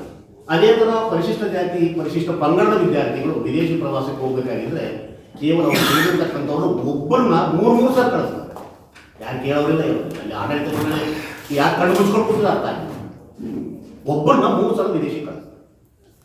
ಎಲ್ಲ ಅಲ್ಲಿರ್ತಕ್ಕಂಥ ವಿದ್ಯಾರ್ಥಿಗಳು ಕಳಿಸ್ಬೇಕಲ್ಲ, ಅವ್ರಿಗೆ ಬೇಕಾಗಿರ್ತಕ್ಕಂಥ ಅವ್ರ ಬಗ್ಗೆ ಯಾವುದೇ ಸರ್ಕಾರಗಳು ಅಥವಾ ಅಧಿಕಾರಿಗಳು ಬಂದಾಗ ಅಥವಾ ಸಚಿವರು ಬಂದಾಗ ಅವ್ರಿಗೆ ಮನವಿ ಪತ್ರ ಕೊಡಿಸೋಕೆ ಕೆಲವು ಒಂದು ಗ್ಯಾಂಗನ್ನು ಕ್ರಿಯೇಟ್ ಮಾಡಿಬಿಟ್ಟು ಅವ್ರ ಮೂಲಕ ವಿದೇಶಿ ಪ್ರವಾಸ ಮಾಡಿ ಮೋಜು ಮಸ್ತಿಯಲ್ಲಿ ಹೋಗ್ತಾರೆ. ಫಾರ್ಮಾಲಿಟೀಸ್ ಪ್ರಕಾರ ಎಲ್ಲ ವಿದ್ಯಾರ್ಥಿಗಳಿಗೆ ಅನುಕೂಲ ಆಗಬೇಕಲ್ಲ, ಅದನ್ನು ಯಾರು ಕೇಳಿದ್ರೆ. ಅದೇ ಥರ ವರ್ಗಾವಣೆ ಬಡಿತೆಯಲ್ಲಂತೂ ಹೇಳೋ ಮಾತೇ ಇಲ್ಲ. ಕನಿಷ್ಠ ಗುತ್ತಿಗೆ ಆಧಾರದಲ್ಲಿ ತೆಗೆದುಕೊಳ್ತಕ್ಕಂಥ ಉದ್ಯಮಿಗೆ ಡ್ರೀಮ್ ಉದ್ಯಮಿಗೆ 50,000ದಿಂದ 1 ಲಕ್ಷ ರೂಪಾಯಿ ನಿಗದಿ ಮಾಡಿದ್ದೆ ಅನ್ನೋದು ಒಪ್ಪಲ್ಸಿದೆ. ಅದರಲ್ಲಿ ರೋಷಣೆ ಇಲ್ಲ, ಅವ್ರು ಯಾಕಿಂತ ಈ ಥರದ ಸುಮಾರು 9 ದೋಷಾರೋಪಣೆಗಳನ್ನು ನಾವು ಮಾಡಿದ್ದೀವಿ. ಅದ್ರ ಬಗ್ಗೆ ಲಿಖಿತವಾಗಿ ತಮ್ಮ ಕೊಡ್ತಾ ಇದ್ದೀವಿ. ಈಗ ಮೋಸ್ಟ್ಲಿ ಟೈಪ್ ಮಾಡೋದ್ರಲ್ಲಿ ನಮ್ಮ ಸ್ನೇಹಿತರು ಬಂದಿದ್ದು ಅಂದಾಜು 1 ಲಕ್ಷ ಕೊಡ್ತಾ ಇದ್ದೀವಿ. ಈಗಲೂ ನಾವು ಹೇಳ್ತಾ ಇದ್ದೀವಿ, ಈ ನೇಮಕಾತಿಯನ್ನು ನಡೆಸಲಿಕ್ಕೆ ನಮ್ದು ಯಾವುದೇ ಅಭ್ಯಂತರ, ಆದರೆ ಪಾರದರ್ಶಕ ನಡೆಸಬೇಕು. ನಿಮ್ಮಷ್ಟಿಗೆ ನೀವೇ ಈ ಅಧಿಸೂಚನೆ ರದ್ದುಪಡಿಸಿ ಈ ಕೂಡಲೇ ಕೆಇಎಂನ ಕರ್ನಾಟಕ ಎಜುಕೇಷನ್ ಅಥಾರಿಟಿಯಿಂದ. ಈ ಸಂದರ್ಭದಲ್ಲಿ KP ಅನಿಲ್ ಕುಮಾರ್, S ರಾಜು, ಮಲ್ಲೇಶ್, ರಾಘವೇಂದ್ರ ಬೋರೆಡ್ಡಿ ಇದ್ದರು. ನಗರದಲ್ಲಿ ಇರುವ ವಿವಿಧ ವಿದ್ಯಾರ್ಥಿ ವಸತಿ ನಿಲಯಗಳು ಅವ್ಯವಸ್ಥೆಯಿಂದ ಕೂಡಿದ್ದು, ಕೂಡಲೇ ಜಿಲ್ಲಾಧಿಕಾರಿಗಳು ನಿಲಯಗಳಿಗೆ ಭೇಟಿ ನೀಡಿ ತಪ್ಪಿತಸ್ಥರ ವಿರುದ್ಧ ಕ್ರಮ ಕೈಗೊಳ್ಳಬೇಕೆಂದು ಛಲವಾದಿ ಮಹಾಸಭಾ ಅಧ್ಯಕ್ಷೆ ಅರ್ಚನಾ ಸುಂಕಾರಿ ಒತ್ತಾಯಿಸಿದರು. ಅವರು ಇಂದು ಮಾಧ್ಯಮಗೋಷ್ಠಿಯನ್ನು ಉದ್ದೇಶಿಸಿ ಮಾತನಾಡಿ, ವೃತ್ತಿ ಆಧಾರಿತ ವಸತಿ ನಿಲಯ ಸೇರಿದಂತೆ ಇತರೆ ವಿದ್ಯಾರ್ಥಿ ನಿಲಯಗಳಿಗೆ ಖುದ್ದಾಗಿ ಭೇಟಿ ನೀಡಿದಾಗ ವಾರ್ಡನ್ಗಳು ಹಾಗೂ ಅಡುಗೆ ಸಿಬ್ಬಂದಿಗಳು ವಿದ್ಯಾರ್ಥಿಗಳಿಗೆ ನೀಡಬೇಕಾದ ಆಹಾರವನ್ನು ಕದ್ದು ಮನೆಗೆ ತೆಗೆದುಕೊಂಡು ಹೋಗುತ್ತಿರುವುದು, ಅಸ್ವಚ್ಛತೆ, ಸರ್ಕಾರ ನೀಡಿರುವ ಸೌಲಭ್ಯಗಳನ್ನು ನೀಡದೇ ಇರುವ ಕುರಿತು ವಿದ್ಯಾರ್ಥಿಗಳು ಅಳಲು ತೋಡಿಕೊಂಡಿದ್ದಾರೆ. ಅನೇಕ ವಸತಿ ನಿಲಯಗಳಲ್ಲಿ ಕುಡಿಯುವ ನೀರು, ಶೌಚಾಲಯ ಸೌಲಭ್ಯಗಳು ಇಲ್ಲ. ವಿದ್ಯಾರ್ಥಿಗಳು ಮೇಲ್ವಿಚಾರಕರ ಗಮನಕ್ಕೆ ತಂದರೂ ಯಾರೂ ಸ್ಪಂದಿಸುತ್ತಿಲ್ಲ. ಕೂಡಲೇ ಪರಿಶೀಲನೆ ನಡೆಸಿ ಬೇಜವಾಬ್ದಾರಿತ ಅಧಿಕಾರಿಗಳ ವಿರುದ್ಧ ಕ್ರಮ ಕೈಗೊಳ್ಳಬೇಕು. ಇಲ್ಲದೆ ಹೋದಲ್ಲಿ ವಿದ್ಯಾರ್ಥಿಗಳೊಂದಿಗೆ ಹೋರಾಟ ನಡೆಸುವುದಾಗಿ ಹೇಳಿದರು. ವಿದ್ಯಾರ್ಥಿಗಳ ಜೀವನದೊಂದಿಗೆ ಅಡುಗೆ ಮಾಡುವವರು, ವಾರ್ಡನ್ ಸೇರಿದಂತೆ ಸಂಬಂಧಪಟ್ಟ ಅಧಿಕಾರಿಗಳು ಚೆಲ್ಲಾಟವಾಡುತ್ತಿದ್ದು ಅವರ ಮೇಲೆ ಜಿಲ್ಲಾಧಿಕಾರಿಗಳು, ಸಂಬಂಧಪಟ್ಟ ಸಚಿವರು ಕ್ರಮ ಕೈಗೊಳ್ಳಬೇಕು. ರಾಯಚೂರು ಜಿಲ್ಲೆಯಲ್ಲಿ ಕಾರ್ಯನಿರ್ವಹಿಸುತ್ತಿರುವ ಹಲವಾರು ವಸತಿ ನಿಲಯಗಳಲ್ಲಿ ಗಂಭೀರ ಸಮಸ್ಯೆಗಳು ಕಂಡುಬರುತ್ತಿವೆ.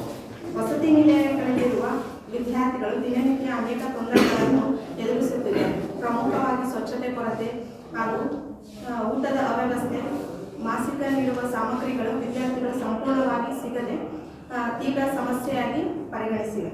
ಅಡುಗೆ ಸಿಬ್ಬಂದಿಯವರು ಸರ್ಕಾರ ವಿದ್ಯಾರ್ಥಿಗಳಿಗೆ ಒದಗಿಸುವ ಆಹಾರ ಸಾಮಗ್ರಿಗಳನ್ನು ಭೋಜನಕ್ಕೆ ಬಳಸದೆ ತಮ್ಮ ವೈಯಕ್ತಿಕ ಬಳಕೆಗೆ ತೆಗೆದುಕೊಂಡು ಹೋಗುತ್ತಿರುವುದು ಕೆಲವು ಕಡೆಗಳಲ್ಲಿ ನಡೆದಿವೆ. ಆ ಕ್ರಮಗಳು ಹಾಸ್ಟೆಲ್ ಮೇಲ್ವಿಚಾರಕರ ಮಾಹಿತಿಗೆ ಇದ್ದರೂ ಅದರ ಬಗ್ಗೆ ಅವರು ಯಾವುದೇ ಕ್ರಮ ಕೈಗೊಂಡಿಲ್ಲ. ಹಲವಾರು ವಸತಿ ನಿಲಯಗಳಲ್ಲಿ ಕುಡಿಯುವ ನೀರು, ಶೌಚಾಲಯ, ಸ್ವಚ್ಛತೆ ವ್ಯವಸ್ಥೆ ಸೇರಿದಂತೆ ಮೂಲಭೂತ ಸೌಲಭ್ಯಗಳ ಕುರಿತು ಕೊರತೆ ಇದೆ. ಸರ್ಕಾರ ಮಕ್ಕಳಿಗಾಗಿ ಒದಗಿಸಿದ ಸೌಲಭ್ಯಗಳು ವಿದ್ಯಾರ್ಥಿಗಳಿಗೆ ಸಲುವಾಗಿ ತಲುಪದೆ ಇರುವುದು ಗಂಭೀರ ಅನ್ಯಾಯವಾಗಿದೆ. ಈ ಸಮಸ್ಯೆಗಳ ಬಗ್ಗೆ ವಿದ್ಯಾರ್ಥಿಗಳು ಮೇಲ್ವಿಚಾರಕರಿಗೆ ಗಮನಕ್ಕೆ ತಂದರೂ ಇದುವರೆಗೆ ಯಾವುದೇ ಸ್ಪಂದನೆ ಕ್ರಮ ಕೈಗೊಳ್ಳಲಾಗಿಲ್ಲ. ಮೇಲಧಿಕಾರಿಗಳು ಈ ನಿಲುವು ಅವರ ಕರ್ತವ್ಯದ ಮೇಲಿನ ಬೇಜವಾಬ್ದಾರಿಯನ್ನು ತೋರಿಸುತ್ತದೆ. ಸರಿಯಾದ ಊಟದ ವ್ಯವಸ್ಥೆ ಇಲ್ಲದ ಕಾರಣ ವಿದ್ಯಾರ್ಥಿಗಳು ಅನಾರೋಗ್ಯ ಸಮಸ್ಯೆಗಳನ್ನು ಎದುರಿಸುತ್ತಿದ್ದಾರೆ. ವಿದ್ಯಾಭ್ಯಾಸವನ್ನು ಅರ್ಧಕ್ಕೆ ನಿಲ್ಲಿಸುವ ಹಂತಕ್ಕೆ ಬಂದಿದ್ದಾರೆ. ಈ ಬಗ್ಗೆ ವಿದ್ಯಾರ್ಥಿಗಳು ಮೇಲಧಿಕಾರಿಗಳ ಗಮನಕ್ಕೆ ಹಾಗೂ ನಾನು ವಸತಿ ನಿಲಯಕ್ಕೆ ಭೇಟಿ ನೀಡಿದಾಗ ಆ ಸಂದರ್ಭದಲ್ಲಿ ವಿದ್ಯಾರ್ಥಿಗಳು ನನಗೆ ತಿಳಿಸಿದ್ದಾರೆ. ಈ ಬಗ್ಗೆ ಜಿಲ್ಲಾಧಿಕಾರಿಗಳು ವಸತಿ ನಿಲಯಗಳಿಗೆ ಭೇಟಿ ನೀಡಿ ಪರಿಶೀಲನೆ ಮಾಡಿ ವಿದ್ಯಾರ್ಥಿಗಳನ್ನು ವಿಚಾರಿಸಬೇಕು. ಈ ಬಗ್ಗೆ ಜಿಲ್ಲಾಧಿಕಾರಿಗಳಿಗೆ ಮನವಿ ನೀಡಲಾಗುತ್ತದೆ.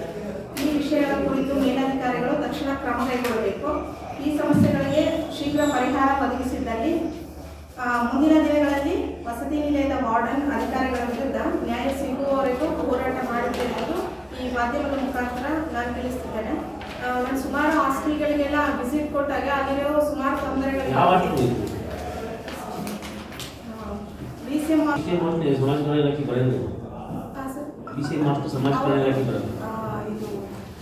ಪ್ರೊಫೆಷನಲ್ ಹಾಸ್ಟೆಲ್ ಇದೆ ಸರ್, ವೃತ್ತಿಪರ ಹಾಸ್ಟೆಲ್. ಆ ಹಾಸ್ಟೆಲ್ಗೆ ಹೋಗಿದ್ದೆ ಸರ್ ನಾನು. ಸಮಾಜ ಕಲ್ಯಾಣ ಇಲಾಖೆ ಅದಕ್ಕೊಂದೇ ಮಾತ್ರ ಕಾನ್ಸಂಟ್ರೇಟ್ ಮಾಡಿಲ್ಲ ಸರ್ ನಾನು. ಈಗ ಸಮಾಜ ಕಲ್ಯಾಣ ಇಲಾಖೆ ಒಂದೇ ಸಂಬಂಧಪಟ್ಟ SC ST ಹಾಸ್ಟೆಲ್ಗಳಿಗಂತೂ ನಾನು ಹೋಗಿಲ್ಲ. ಅಲ್ಲಿ ಸುಮಾರು ಒಂದು ತಿಂಗಳಿಂದ ಹೇಳಿದ್ರು ಸರ್ ನನಗೆ ಅಲ್ಲಿ ತೊಂದರೆಗಳಿದೆ ಅಂತ. ಸೊ ನಾನು ಒಂದ್ಸರಿ ಫಸ್ಟ್ ವಿಸಿಟ್ ಮಾಡಿದ್ದೆ ಸರ್, ಏನಿದೆ ಇವಾಗ ಯಾರು ಹೇಳಿದ್ದು ಫೈನಲ್ ಆಗಲ್ಲ ಸರ್. ನಾವಲ್ಲಿ ಹೋದಾಗ ಏನಿದೆ ಅನ್ನೋದು ಗೊತ್ತಾಗುತ್ತೆ. ಸೊ ಅದ್ರ ಕಾರಣ ನಾನು ಅಲ್ಲಿ ಹೋಗಿ ವಿಸಿಟ್ ಮಾಡಿದ್ದೆ.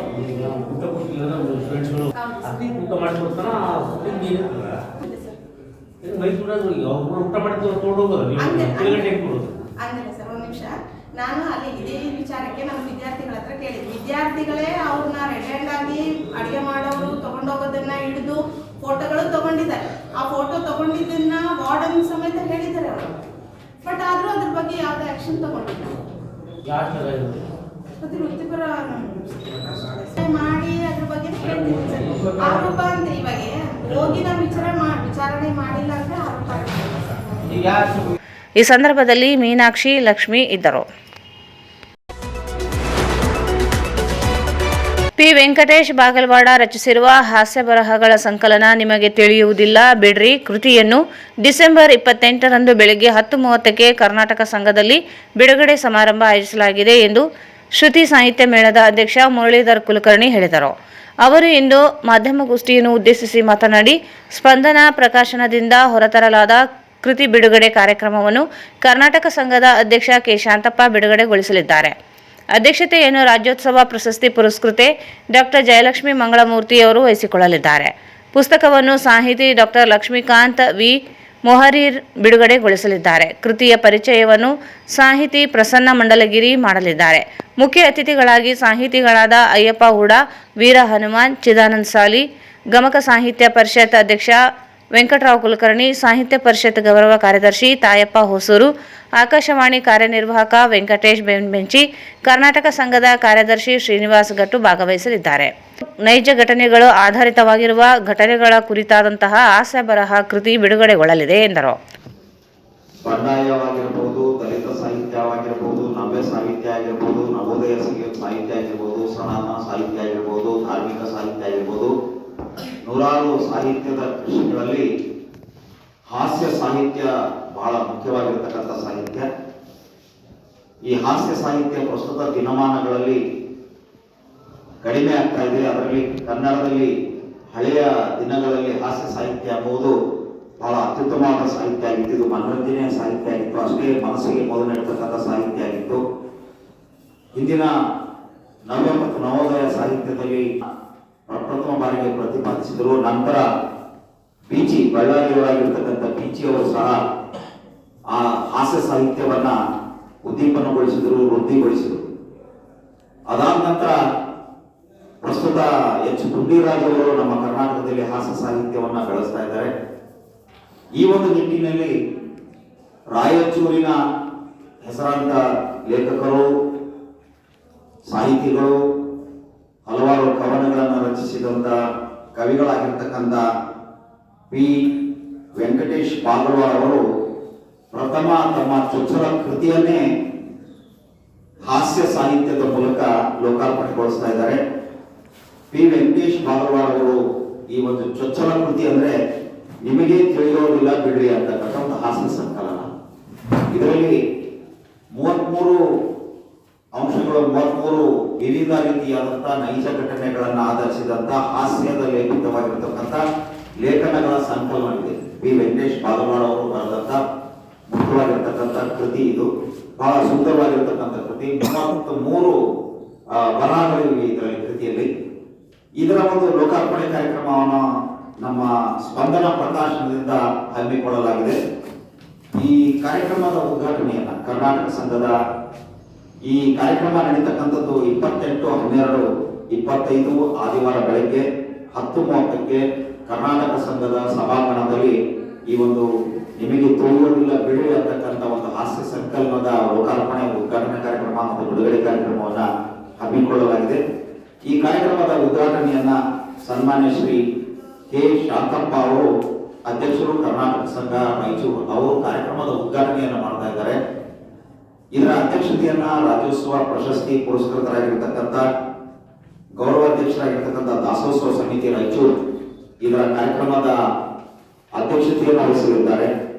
ಪುಸ್ತಕ ಲೋಕಾರ್ಪಣೆಯನ್ನ ಡಾಕ್ಟರ್ ಲಕ್ಷ್ಮೀಕಾಂತ್ ವಿ ಮೊಹರಿ ಅವರು ಇಲ್ಲಿ ರಾಯಚೂರಲ್ಲಿ ಮೊದಲಿದ್ದರು, ಈಗ ಗುಲ್ಬರ್ಗದಲ್ಲಿ ಅವರು ಇದ್ದಾರೆ. ಅವರು ಸಾಹಿತಿಗಳು, ಲೇಖಕರು ಮತ್ತು ನಿಕಟಪೂರ್ವ ಅಧ್ಯಕ್ಷರು ದಾಸೋತ್ಸವ ಸಮಿತಿ ರಾಯಚೂರು.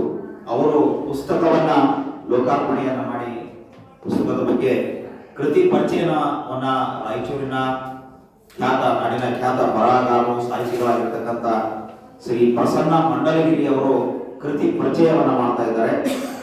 ಮುಖ್ಯ ಅತಿಥಿಗಳಾಗಿ ರಾಯಚೂರಿನ ಹಿರಿಯ ಸಾಹಿತಿಗಳಾಗಿರ್ತಕ್ಕಂಥ ಅಯ್ಯಪ್ಪಯ್ಯ ಅವರ, ಇನ್ನೊಬ್ಬ ರಾಯಚೂರಿನ ಹಿರಿಯ ಸಾಹಿತಿಗಳಾಗಿರ್ತಕ್ಕಂಥ ಶ್ರೀ ವೀರ ಹನುಮಾನ್ ಚಿದಾನಂದ ಸಾಲಿ, ನಮ್ಮ ಜೊತೆಗೆ ವೇದಿಕೆಯಲ್ಲಿ ಪತ್ರಿಕಾಗೋಷ್ಠಿಯಲ್ಲಿ ಇರ್ತಕ್ಕಂಥ ಶ್ರೀ ವೆಂಕಟರಾವ್ ಕುಲಕರ್ಣಿ, ಸಾಹಿತಿಗಳು, ಜಿಲ್ಲಾಧ್ಯಕ್ಷರು, ಗಮಕ ಸಾಹಿತ್ಯ ಪರಿಷತ್ ರಾಯಚೂರು ಮುಖ್ಯ ಅತಿಥಿಗಳಾಗಿದ್ದಾರೆ. ಜಿಲ್ಲಾ ಕನ್ನಡ ಸಾಹಿತ್ಯ ಪರಿಷತ್ತಿನ ಗೌರವ ಕಾರ್ಯದರ್ಶಿಗಳಾಗಿರ್ತಕ್ಕಂಥ ಶ್ರೀ ತಾಯಪ್ಪ ಬಿ ಹೊಸೂರ್ ಅವರು ಮುಖ್ಯ ಅತಿಥಿಗಳಾಗಿ ಆಗಮಿಸ್ತಾ ಇದ್ದಾರೆ. ಈ ಮತ್ತು ರಾಯಚೂರು ಆಕಾಶವಾಣಿಯ ಮುಖ್ಯ ಕಾರ್ಯನಿರ್ವಾಹಕರಾಗಿರ್ತಕ್ಕಂಥ ಶ್ರೀ ವೆಂಕಟೇಶ್ ಬೇವಿನ ಬೆಂಚಿ ಅವರು ಸಹ ಮುಖ್ಯ ಅತಿಥಿಗಳಾಗಿ ಆಗಮಿಸ್ತಾ ಇದ್ದಾರೆ. ಕರ್ನಾಟಕ ಸಂಘದ ಕಾರ್ಯದರ್ಶಿಗಳಾಗಿರ್ತಕ್ಕಂಥ ಶ್ರೀ ಶ್ರೀನಿವಾಸ್ ಗಟ್ಟು ಅವರು ಸಹ ಕಾರ್ಯಕ್ರಮದಲ್ಲಿ ಮುಖ್ಯ ಅತಿಥಿಗಳಾಗಿ ಆಗಮಿಸ್ತಾ ಇದ್ದಾರೆ. ಈ ಕಾರ್ಯಕ್ರಮದಲ್ಲಿ ವಿಶೇಷವಾಗಿ ಭಾಗವಹಿಸ್ತಾ ಇದ್ದಾರೆ ಸಾಹಿತಿಗಳು ಮತ್ತು ಕವಿಗಳು. ಈ ಪುಸ್ತಕವನ್ನು ನಿಮಗೆ ತಿಳಿಯುವುದಿಲ್ಲ ಬಿಡಿ. ಈ ಸಂದರ್ಭದಲ್ಲಿ ಬ್ರಾಹ್ಮಣ ಮಹಾಸಭಾ ಅಧ್ಯಕ್ಷ ರಮೇಶ್ ಕುಲಕರ್ಣಿ, ವೆಂಕಟೇಶ್ ಕುಲಕರ್ಣಿ, ಕೃತಿಕರ್ತೃ ಪಿ ವೆಂಕಟೇಶ್ ಬಾಗಲ್ವಾಡ, ಗುರುರಾಜ್ ಜೆಎಂ ವೀರೇಶ್ ಉಪಸ್ಥಿತರಿದ್ದರು. ದೇಶದ ಸರ್ವಾಂಗೀಣ ಅಭಿವೃದ್ಧಿಗೆ ಪಣ ತೊಟ್ಟು ರಾಜಕೀಯ ರಂಗದಲ್ಲಿ ಅಜಾತ ಶತ್ರುವಾಗಿ ಜೀವನ ನಡೆಸಿದ ಅಟಲ್ ಬಿಹಾರಿ ವಾಜಪೇಯಿ ಅವರ ಜೀವನ ಎಲ್ಲರಿಗೂ ಪ್ರೇರಣೆ. ಅವರ ಮಾರ್ಗದರ್ಶನ ಯುವ ಪೀಳಿಗೆಯು ಆದರ್ಶಗಳನ್ನು ಪಾಲಿಸಬೇಕು ಎಂದು ಶಾಸಕ ಡಾ ಶಿವರಾಜ್ ಪಾಟೀಲ್ ಹೇಳಿದರು. ಅವರು ಬಿಆರ್ಬಿ ವೃತ್ತದಲ್ಲಿ ಬಿಜೆಪಿ ಯುವ ಮೋರ್ಚಾದಿಂದ ಅಟಲ್ ಬಿಹಾರಿ ವಾಜಪೇಯಿ ಅವರ 101ನೇ ಜನ್ಮದಿನದ ಅಂಗವಾಗಿ ಹಮ್ಮಿಕೊಂಡಿದ್ದ ಕಾರ್ಯಕ್ರಮದಲ್ಲಿ ಭಾಗವಹಿಸಿ ಮಾತನಾಡಿದರು. ದೇಶದಲ್ಲಿ ವಾಜಪೇಯಿ ಅವರ ಕೊಡುಗೆ ಅಪಾರ. ದೇಶದ ಜನರು ಮನ ಮುಟ್ಟುವಂತೆ ಕೆಲಸ ಮಾಡಿದ ಏಕೈಕ ವ್ಯಕ್ತಿ. 5 ವರ್ಷದ ಆಡಳಿತದಲ್ಲಿ ಸುದೀರ್ಘ ದೇಶದ ಅಭಿವೃದ್ಧಿಗೆ ಶ್ರಮಿಸಿದವರು. ವಾಜಪೇಯಿ ಅವರ ಮಾರ್ಗದರ್ಶನ ಇಂದಿನ ಯುವ ಪೀಳಿಗೆಯು ಅನುಸರಿಸಬೇಕು ಎಂದು ತಿಳಿಸಿದರು. ಬಿಜೆಪಿ ಹಿರಿಯ ಮುಖಂಡ ಎನ್ ಶಂಕರಪ್ಪ ಮಾತನಾಡಿ, ಅಜಾತ ಶತ್ರು ಅಟಲ್ ಬಿಹಾರಿ ವಾಜಪೇಯಿ ಅವರ 101ನೇ ಜನ್ಮದಿನ ಆಚರಿಸುತ್ತಿದ್ದು, ದೇಶದ ಅಭಿವೃದ್ಧಿ ಪಣತೊಟ್ಟು ದೇಶವನ್ನು ಅಭಿವೃದ್ಧಿ ಪಥದಲ್ಲಿ ಸಾಗಿಸಿದರು. ದೇಶ ದಿವಾಳಿಯ ಸಂದರ್ಭದಲ್ಲಿ ಧೃತಿಗೆಡದೆ ದೇಶದ ಅರ್ಥವ್ಯವಸ್ಥೆಯನ್ನು ಬದಲಾಯಿಸಿ ಅಭಿವೃದ್ಧಿ ಹೊಂದುವಂತೆ ಮಾಡಿದರು. ಈಗಿನ ಪ್ರಧಾನಿ ನರೇಂದ್ರ ಮೋದಿ ಅವರು ದೇಶದ ಬಲವರ್ಧನೆಗೆ ಹೆಚ್ಚು ತೊಡಗಿಸಿಕೊಂಡವರು. ದೇಶದಾದ್ಯಂತ ಬಿಜೆಪಿ ಪಕ್ಷವನ್ನು ಸಂಘಟಿಸುವಲ್ಲಿ ತೊಡಗಿಸಿಕೊಂಡಿದ್ದರ ಫಲವಾಗಿ ಇಂದು ಪಕ್ಷವು ದೇಶದ ಬಹುತೇಕ ರಾಜ್ಯಗಳಲ್ಲಿ ಅಧಿಕಾರದ ಚುಕ್ಕಾಣಿಯನ್ನು ಹಿಡಿದಿದೆ ಎಂದರು. भारत माता की भारत माता की अमर रहे अमर रहे अटल जी अमर रहे अमर रहे अमर रहे अटल जी अमर रहे अटल जी अमर रहे अमर है अमर है अटल जी अमर रहे बोलो भारत माता की जय माता की जय अमर रहे अटल जी अमर रहे अमर रहे अमर रहे अटल जी अमर रहे बोलो भारत माता की जय अटल जी अमर रहे अमर रहे अमर रहे अटल जी अमर रहे अटल जी अमर रहे बोलो भारत माता की जय वंदे मातरम वंदे माता की जय भारत माता की जय अमर रहे वंदे मातरम वंदे मातरम.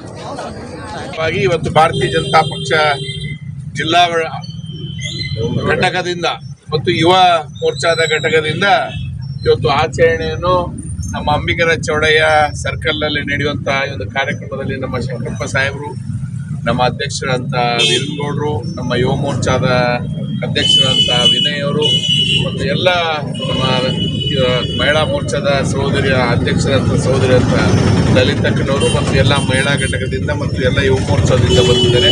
ಬಹಳ ಅದ್ದೂರಿಯಾದ ಕಾರ್ಯಕ್ರಮ ಆಚರಣೆ ಮಾಡಿದ್ದೇವೆ. ಬಹುಶಃ ಇವತ್ತು ಅಟಲ್ಜಿ ಅವರು ಯಾವತ್ತೂ ನಮ್ಮ ದೇಶದ ಯುವಕರಲ್ಲಿ ಒಂದು ಮನ ಮುಟ್ಟುವಂಥ ಕೆಲಸ ಮಾಡಿದ ಏಕೈಕ ರಾಜಕಾರಣಿ ಆದ ತಪ್ಪಾಗಲಿಕ್ಕಿಲ್ಲ. ಇವತ್ತೇನು ನಾವು ರಸ್ತೆಗಳು ನೋಡ್ತಾ ಇದ್ದೀವಿ, ಸುಧಾರಣೆ ಆಗ್ತಾ ಇದೆ. ಮತ್ತು ಭಾರತ ದೇಶ ಯಾಕೆಂದರೆ ಇವತ್ತು ಅವತ್ತಿಂದ ಅಮೇರಿಕದ ವಿರುದ್ಧ ಕಟ್ಟಿಕೊಂಡು ಪೋಖ್ರಾನ್ ಒಂದು ಅಣು ಬಾಂಬ್ ಒಂದು ಯಶಸ್ವಿ ಪರೀಕ್ಷೆ ಮಾಡೋ ಮೂಲಕ ಇಡೀ ಜಗತ್ತಿಗೆ ಒಂದು ಸಂದೇಶ ಕೊಟ್ಟಿದ್ರು. ನಾವು ಸಶಕ್ತರಾಗಿದ್ದೇವೆ, ನಾವು ಬೇಕಾದ್ದು ಮಾಡುವಂಥ ಆ ಶಕ್ತಿ ನಮ್ಮಲ್ಲಿದೆ ಅಂತೇಳಿ ಹೇಳಿಕೊಟ್ಟಾಗ ಇಡೀ ಜಗತ್ತೇ ಬೆರಗಾಗುವಂತೆ ಮಾಡಿದಂಥ ಏಕೈಕ ವ್ಯಕ್ತಿ ಅಟಲ್ ಬಿಹಾರಿ ವಾಜಪೇಯಿ ಅವರು. ಅಂಥವರ ನೇತೃತ್ವದಲ್ಲಿ 5 ವರ್ಷ ಆಡಳಿತ ಮಾಡಿ 13 ತಿಂಗಳು ಒಂದ್ಸರಿ, 13 ದಿನನೂ ಒಂದ್ಸಾರಿ ಮತ್ತು 5 ವರ್ಷ ಮಾಡಿ ಇವತ್ತು ದೇಶದ ದಿಕ್ಕನ್ನೇ ಬದಲಿಸುವಂತ ಕೆಲಸ ಮಾಡಿದ ಹೊತ್ತಿನಿಂದ ಇವತ್ತು ರಾಯಚೂರಿನಲ್ಲಿ ನಡೀತಾ ಇರೋದು ನಮಗೆಲ್ಲ ಸಂತೋಷ ತರುವಂತ. ಈ ದೇಶ ಕಂಡಿರ್ತಕ್ಕಂಥ ಅಪರೂಪದ ಅಜಾತ ಶತ್ರು ಪ್ರಧಾನಿ ಅಟಲ್ ಬಿಹಾರಿ ವಾಜಪೇಯಿ ಅವರ 101ನೇ ಜನ್ಮದಿನೋತ್ಸವವನ್ನು ರಾಯಚೂರಿನಲ್ಲಿ ಈ ಯುವ ಮೋರ್ಚಾ ನೇತೃತ್ವದೊಳಗೆ ಇಲ್ಲಿ ಆಚರಣೆ ಮಾಡ್ತಾ ಇದ್ವಿ. ದೀಪವನ್ನು ಹಚ್ಚಿ ಈ ದೀಪೋತ್ಸವವನ್ನು ಮಾಡ್ತಾ ಇದ್ದಾರೆ. ಆದರೆ ಅಟಲ್ಜಿ ಅವರ ಪ್ರಾರಂಭನೇ ದೀಪದಿಂದ ಪ್ರಾರಂಭ ಆಯಿತು. ಕಮಲ ಅರಳಿಸಿದರು. ಈಗ ಅವರ ಹಚ್ಚಿದ ದೀಪ ಅರಳಿದ ಕಮಲ ಇವತ್ತು ಇಡೀ ದೇಶ ತುಂಬ ಭಾರತೀಯ ಜನತಾ ಪಾರ್ಟಿ ಆವರಿಸಿದೆ. ಈ ದೇಶವನ್ನು ಆಳ್ತಕ್ಕಂಥ ಇವತ್ತಿನ ಪ್ರಧಾನಿ ನರೇಂದ್ರ ಮೋದಿಯವರು ಭಾರತೀಯ ಜನತಾ ಪಾರ್ಟಿ ನೇತೃತ್ವದ ಸರ್ಕಾರವನ್ನು ಭಾರತದಲ್ಲಿ ನಡೀತಾ ಇದೆ. ಬಂಧುಗಳೇ, ಅಟಲ್ ಬಿಹಾರಿ ವಾಜಪೇಯಿ ಅವರು ಈ ದೇಶದಲ್ಲಿ ಮಾಡಿರ್ತಕ್ಕಂಥ ಹಲವಾರು ಸಾಧನೆಗಳ ಬಗ್ಗೆ ಈಗ ನಮ್ಮ ಶಾಸಕರಾದ ಡಾಕ್ಟರ್ ಶಿವರಾಜ್ ಪಾಟೀಲ್ರು ಮಾತಾಡಿದ್ದಾರೆ. ಪೋಖ್ರಾನ್ ಅಂತ ಅಣುಬಾಂಬವನ್ನು ಸ್ಫೋಟ ಮಾಡಿದವಾಗ ಅಮೇರಿಕ ನಮ್ಮ ಮೇಲೆ ಶಾಂಕ್ಷನ್ ಹಾಕಿದ್ರು, ನಿಮಗೆ ಯಾವ ಸಾಲವನ್ನು ಕೊಡೋದಿಲ್ಲ.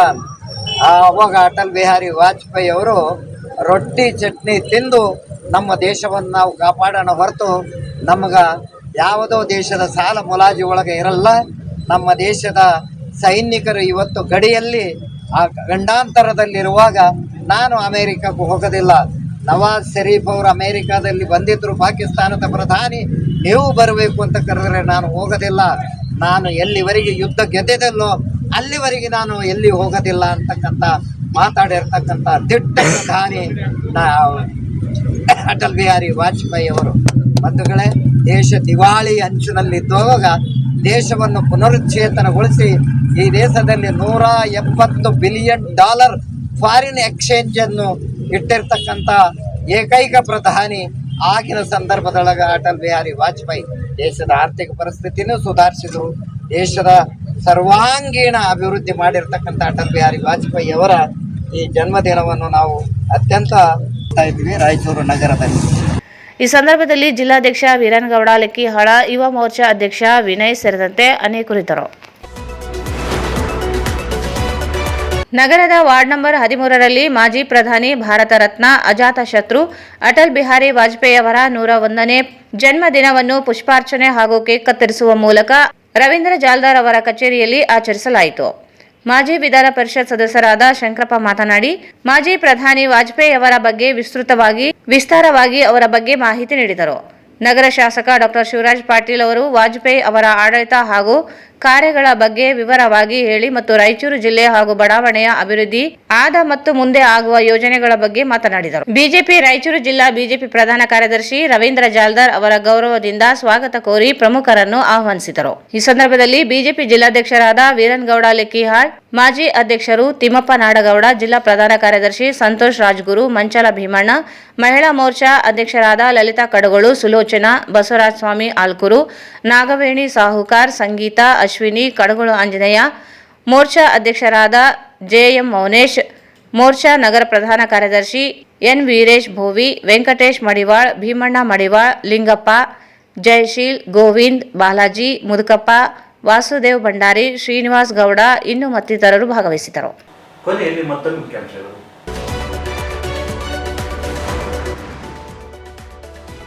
ವಿಶ್ವಕರ್ಮ ಸಮಾಜದ ಕುಲಶಾಸ್ತ್ರೀಯ ಅಧ್ಯಯನ ವರದಿ ಅವೈಜ್ಞಾನಿಕ, ಮರು ಅಧ್ಯಯನಕ್ಕೆ ಬ್ರಹ್ಮ ಗಣೇಶ್ ಆಗ್ರಹ. ಮಾಚನೂರು ಗ್ರಾಮದಲ್ಲಿ ಹತ್ತಿ ಮಾರಿದ ಹಣ ಖಾತೆಗೆ ಜಮಾ, ಸೈಬರ್ ಕಳ್ಳರಿಂದ ಖಾತೆ ಕನ್ನ, ಸರ್ಕಾರ ಮಧ್ಯಪ್ರವೇಶಿಸಿ ನೆರವು ನೀಡಲು ಚಾಮರಸ್ ಮಾಲಿಪಾಟೀಲ್ ಒತ್ತಾಯ.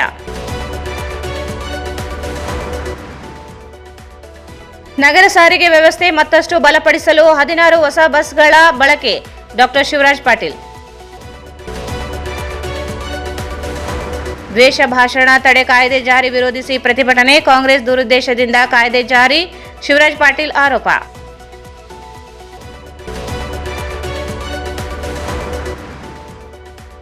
ಕರ್ನಾಟಕ ಕಾರ್ಯನಿರತ ಪತ್ರಕರ್ತರ ರಾಯಚೂರು ಜಿಲ್ಲಾ ಘಟಕ ನೂತನ ಪದಾಧಿಕಾರಿಗಳ ಪದಗ್ರಹಣ ಸಮಾರಂಭ. ರಾಯಚೂರು ಕೃಷಿ ವಿಜ್ಞಾನ ವಿಶ್ವವಿದ್ಯಾಲಯ ಸಹಾಯಕ ಪ್ರಾಧ್ಯಾಪಕರ ನೇಮಕಾತಿಯಲ್ಲಿ ನಿಯಮ ಉಲ್ಲಂಘನೆ, ಅಧಿಸೂಚನೆ ರದ್ದುಗೊಳಿಸದಿದ್ದರೆ ಮುತ್ತಿಗೆ, ಅಂಬಣ್ಣ ಆರೋಲಿ.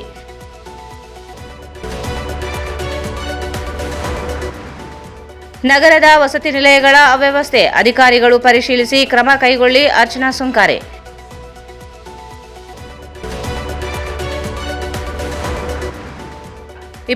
ರಂದು ವೆಂಕಟೇಶ್ ಬಾಗಲವಾಡ ರಚಿಸಿ ಹಾಸ್ಯ ಸಂಕಲನ ಕೃತಿ ಲೋಕಾರ್ಪಣೆ, ಮುರಳೀಧರ್ ಕುಲಕರ್ಣಿ.